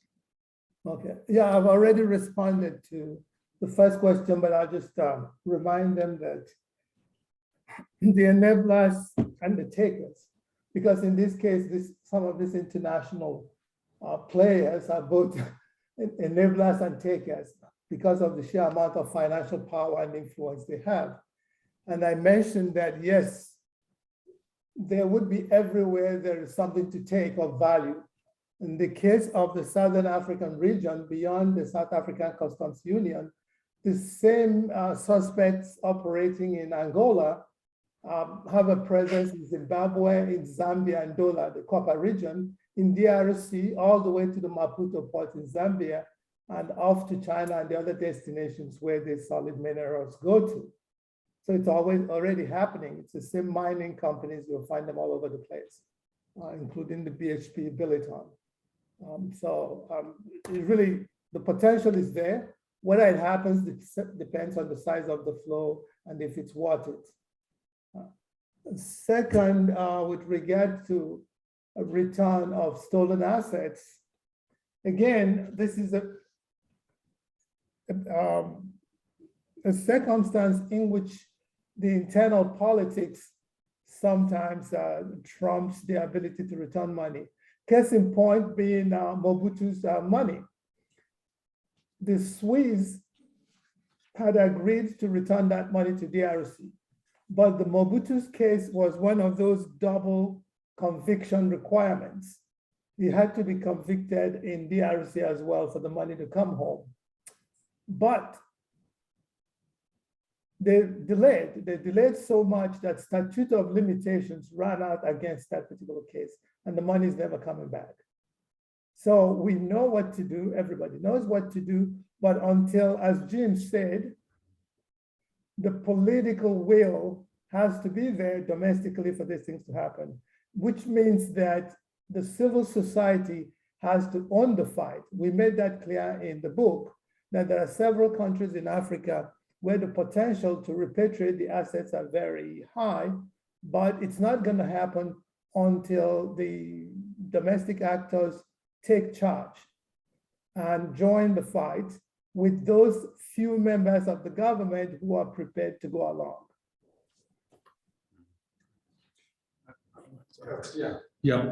Maybe I could just add a couple more words about this, the prospects of expropriating plunder and returning it to the countries from which it was plundered. That's really what I was referring to as the first strategy, the after the fact ex post strategy to try to recover funds from individuals. And I certainly wouldn't say that's a bad thing to try to do, even though it's costly, even though it rarely captures more than a fraction of the stolen wealth.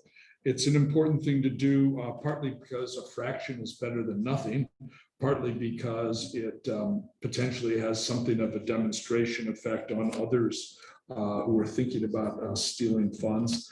Also because it helps to educate the public about the enormity of the problem. You know, the stolen wealth of Marcos or Mobutu or Abacha, the general who ruled Nigeria. These things made a lot of headlines, and they help to wake people up to what is going on a much bigger scale all the time around us.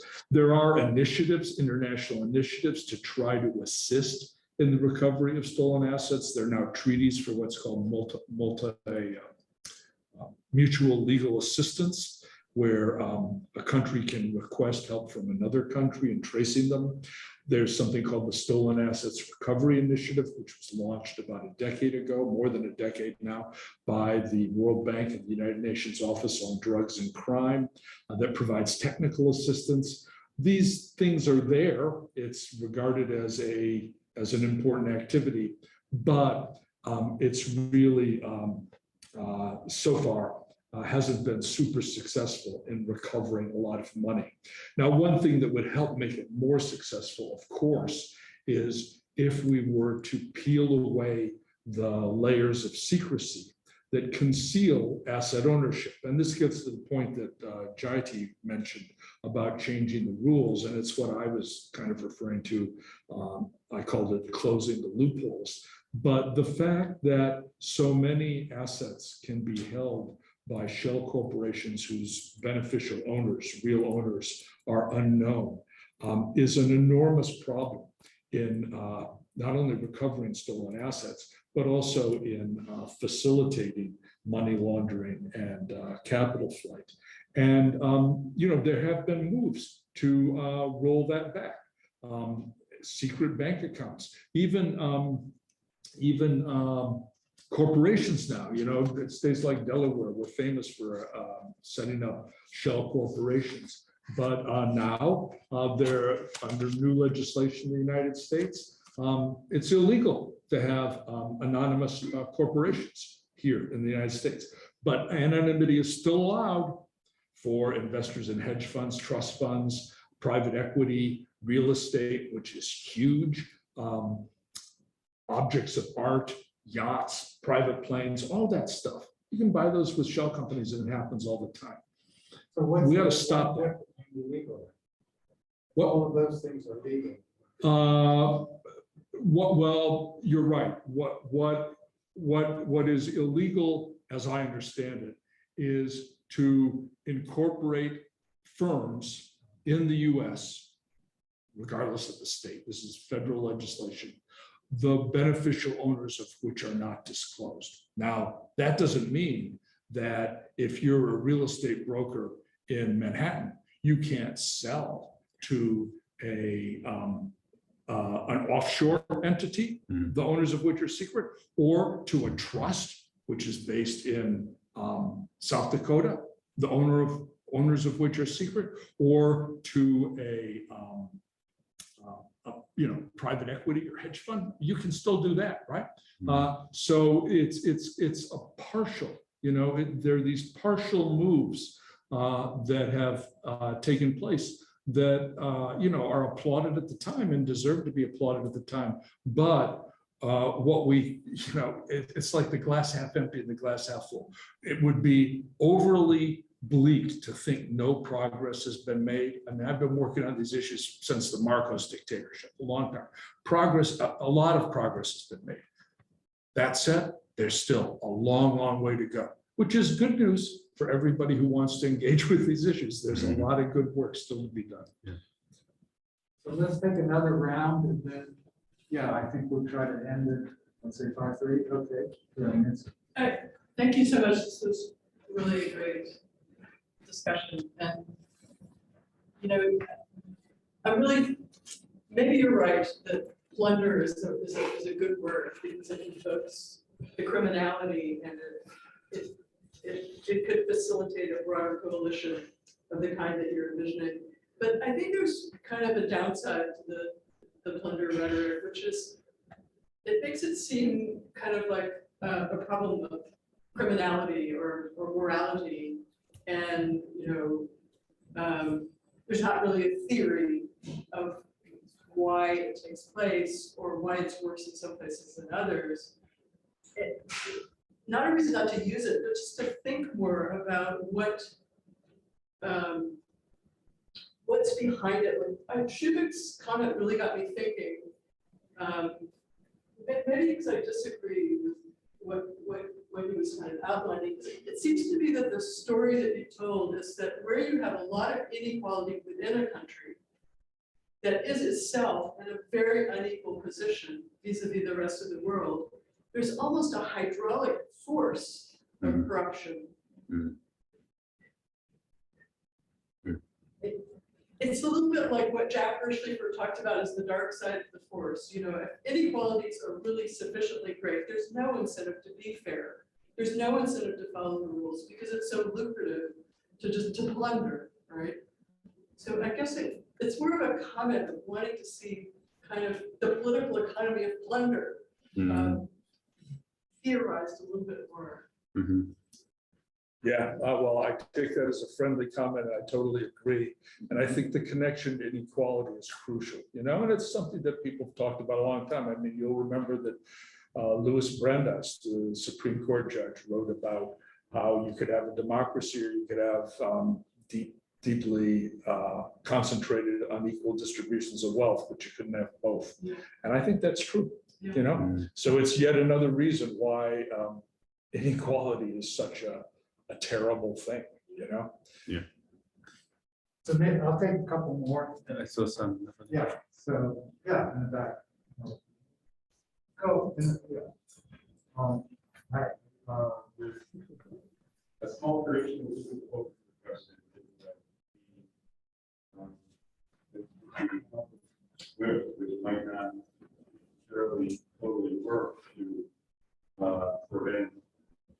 transactions that certain people would prefer to makes me think that it will be political issue to discuss a lot of transactions happening on parallel or distinct banking systems. So my question, which is really more hopefully answerable, is to what extent do you think that your work, which is great and hoping to get into in the present and the past and other work like it, what extent does it rely on idiosyncrasies of and access to banking systems like SWIFT or perhaps others I'm a little bit unfamiliar with, banking systems that are primarily have been built for the sake of economic transactions dominated by the North and by the West. What extent does the scholarship of it and knowledge of it rely on idiosyncrasies and access to those particular banking systems, which may not be monopolistic in the world in the future in the way that they are today? Yeah.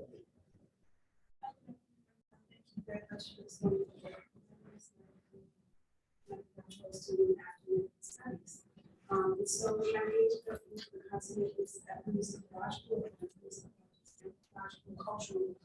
And so now I understand that we only have a cursory understanding of the impact of imperialism and how your work exposes the deep intricacies of the European economic empire and its environment. It's upsetting.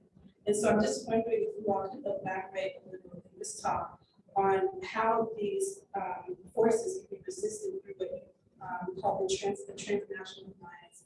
Is there a way out of this? Is there an escape? What do you think? One more. Yeah, I just had like two simple questions, I guess. Maybe not so simple anyway. One, like what exactly is the role of like these like Western consultancy firms in like facilitating the whole process?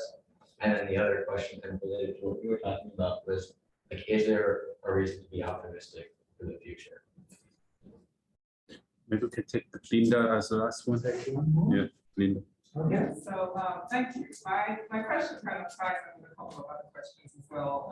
It's on the theme of inequality. So I was listening to you outline what you think needs to be done. It sounds like there's a need for fundamental systemic change, changes the rules and regulations and so on. But I was also a little bit depressed because I was thinking about the enormous power that is wielded by the people who stand to gain the most from maintaining the status quo. And so I was struck by your suggestion for a transnational alliance. And I was trying to think about if you could elaborate a little bit on how you think that might be built. At the moment, I think most people in the global north are fairly ignorant, or to the extent that they are aware of the extent of the problem, see it as a purely African problem or as a purely global south problem. So what's the strategy for building this transnational alliance? Counter that power. So I'll read out one question online. That will be the last one. So are we saying that inequality drives plunder, or is inequality one of the outcomes of capital flight? I would go for the latter, seeing how much inequality we see over time as capital flight increases.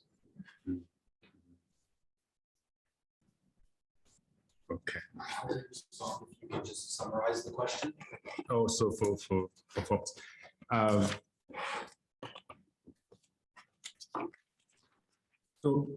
Great questions. I think Nancy is asking us to write 6 other books that theorize resource plunder, how it emerges from the existing institutions and systems, both in the countries of origin, but also globally. The power structure, power inequalities, and so on. And I think you're right. That's actually the outcome of the fact that, as Linda has said, those who have the political power normally also have the economic power, have vested interest in perpetuating the status quo and actually making it worse. So the question is, how do you change that? I think if you look at the point that Jim made, which is even me, who started much later, when I started working on issues of capital flight, I feel there has been progress. And progress has been made because of tireless research and tireless of work of civil society organizations, national and global, who have kept talking and really marching in the street and taking advantage of any opportunity to put this in the context of what governments and international organizations are trying to do, which is, let's talk about financing development and say, oh, you forgot something. Don't just say, let's raise more aid, let's reduce debt. Talk about illicit financial flows. I think we have to inject ourselves in the systems that exist and try to use them to voice the concerns of the bigger people, bigger population, which is side 9. My concern in this regard is, again, a point that Linda was hinting to, is this imbalance of power globally. The architecture is tilted in favor of the North and to the advantage of the South. And unfortunately, many initiatives which could be productive get hijacked into smaller groups, like the G7, the G2, the G whatever, but never in the more inclusive frameworks like the UN. So the debate on taxation, corporate taxation, is still monopolized by the OECD, which is hurting the companies that tax evading. So you wonder what are the incentives to changing the system if these countries are so much controlled by the corporations that are benefiting from that. The only way you can do that is open up the debate and have all countries participate.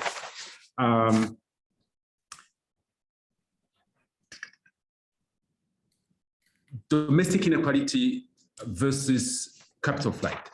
Correctly, we're not saying that inequality causes capital flight. Say, as social scientists, we have to understand what is the causality goes wrong. I think it's a two-way relationship, in the sense that, as Nancy was trying to explain, in a country you have massive inequality, both income, power, and all that. It creates an environment where it is easy to plunder. So it's not the inequality that caused it, but the unequal control of power made it possible for those who have the power to plunder without impunity, because even if the rules are written, they will not be enforced.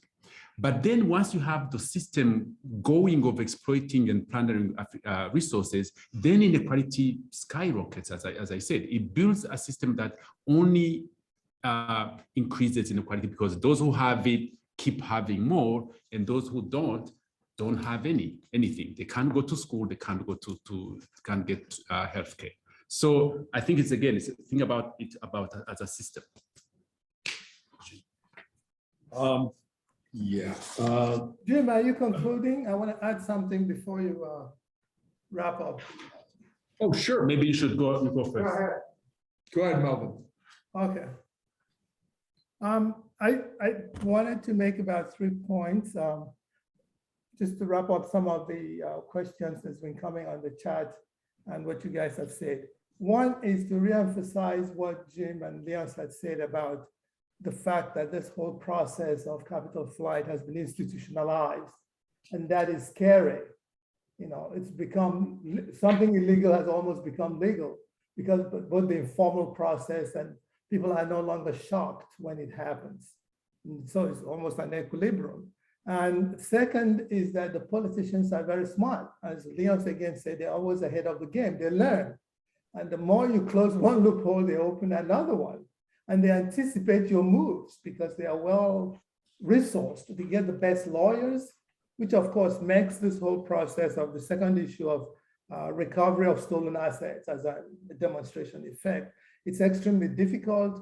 It's very expensive. It takes forever to do that. So it seems like preventative measures would be a better idea. And this is where the society needs to take ownership. People need to be educated. Sensitization around Africa, which is something we've also done in talking about these things, is important to make it a political issue.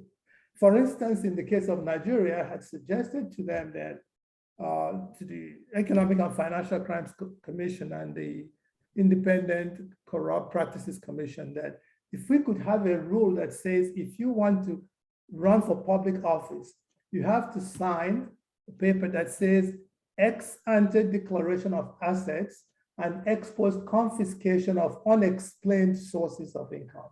We know how much you had before coming in. After the fact, no ifs, buts. If you can't explain anything, it goes back to the state. But of course, nobody's paying attention to stuff like that unless you make it a political issue and you're able to push it through.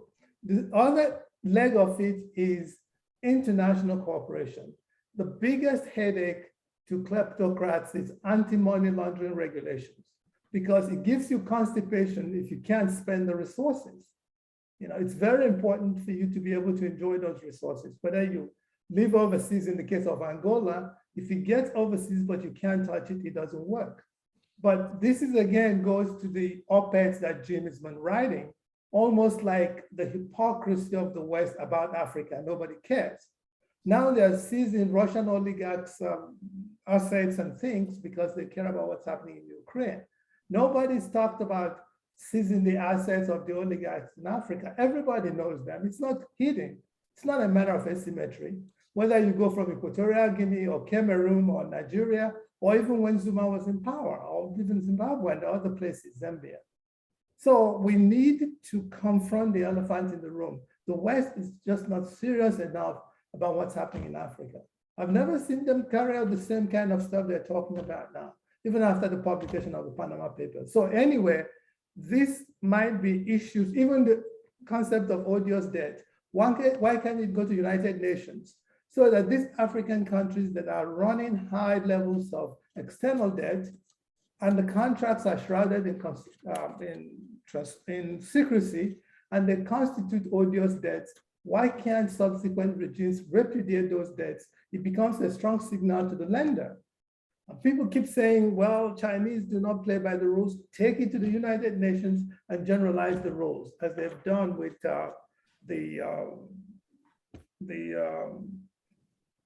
those banks, what do you call, Jim, those banks that, shell banks, yeah, that they closed after the Patriot Acts. Things can be done, but it requires international will.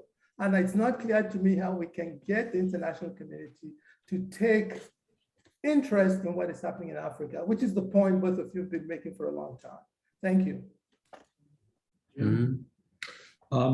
Yeah, let me just add a comment or two about this big question, which is, you know, whether there are grounds to be optimistic. Can anything be done? Is one condemned to constantly playing a game of whack-a-mole where you close this hole and another one pops up and so on?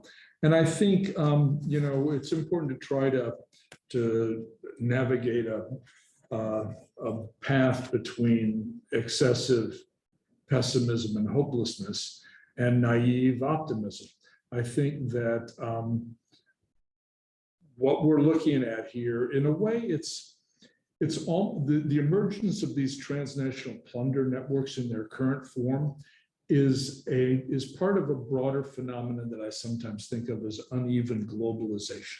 There's been a globalization of capital, a globalization of financial systems. National borders are dissolved for these people. They don't exist. They don't exist as an impediment, where they still throw them up as part of the smokescreen to hide their assets and wealth. But part of building the transnational alliance to fight them is to have a comparable degree of globalization from below, if you will, amongst the people who are working to address these problems. And that's been happening. It's not only been happening in the superstructure of international agreements and institutions like those I mentioned, but it's also been happening, and we haven't mentioned this today, but we very much draw upon this in our book and in our work. It's been happening in the work of so-called civil society, you know, non-governmental organizations, including investigative journalists and advocacy organizations. So, for example, these leaks that you periodically read about in the press, the Pandora Papers, the Angola leaks. The Angola leaks. There've been a whole series of them, right? These are the fruit of an extraordinary international collaboration organized by an outfit called ICIJ, International Consortium of Investigative Journalists. Yeah, I think that yeah, might be what it stands for. If you just Google ICIJ, you'll find it, right? These folks coordinate activities by investigative journalists around the world when they get a leak of a trove of financial documents, which usually comes from a whistleblower who's inside one of these organizations, one or more of these organizations. An individual who has a conscience typically, and leaks this stuff. Then for months, we're talking millions and millions of documents in a leak. For months, this team of hundreds of financial journalists, investigative journalists around the world will work together on these documents, trying to trace down and figure out who's doing what to whom with whose assistance. And they'll keep a lid on it all. They won't reveal it until finally, in a coordinated release, you get stories in all the major news media outlets around the world, right? It's incredible, right? Think about the usual logic of journalism, which is I'm trying to scoop you. I want to get there first. I want credit for this. This is like a different logic. This is we are working together for a common purpose, which is not about our individual glory as investigators or something like that. It's about trying to shine a light on things that have been hidden in the past. And that's really important work. That's an example, just a concrete example. When I say there is this transnational alliance emerging, it's happening, it's slow. It's frustratingly slow, but everything's frustratingly slow, really. Think about it. Progress on, environmental policy or peace building or an end to racism, you name it. It's all really frustratingly slow. And there are times when you just feel like, but you know what? If you stick around long enough and keep fighting long enough, you look back and say, well, yeah, things are bad, but they've always been bad. And maybe in some respects, they were even worse than they are today. In some respects, perhaps not. But that's kind of, that's an old guy giving you that long range view. But I urge you to cling to the notion that, there is a positive narrative in history. The outcome's not certain, but if enough people get together and fight, I think it can really change the final outcome for the better. Well, I think that's a great place.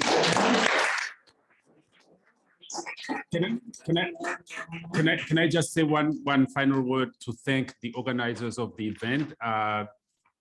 They haven't said anything, but that corner over there, they have made this happen. Nicole, Solo, Sam, is it Sam? Sam, thank you so much. And thanks, Biren, for facilitating the chat. Yeah. Thank you all for coming. Great book. Everybody needs to read the book, not just come and listen for an hour or two. It's an important contribution. So and now Jayati can go to sleep. Yeah, if it's still on. Okay, thanks, thank you. Melvin. Thanks.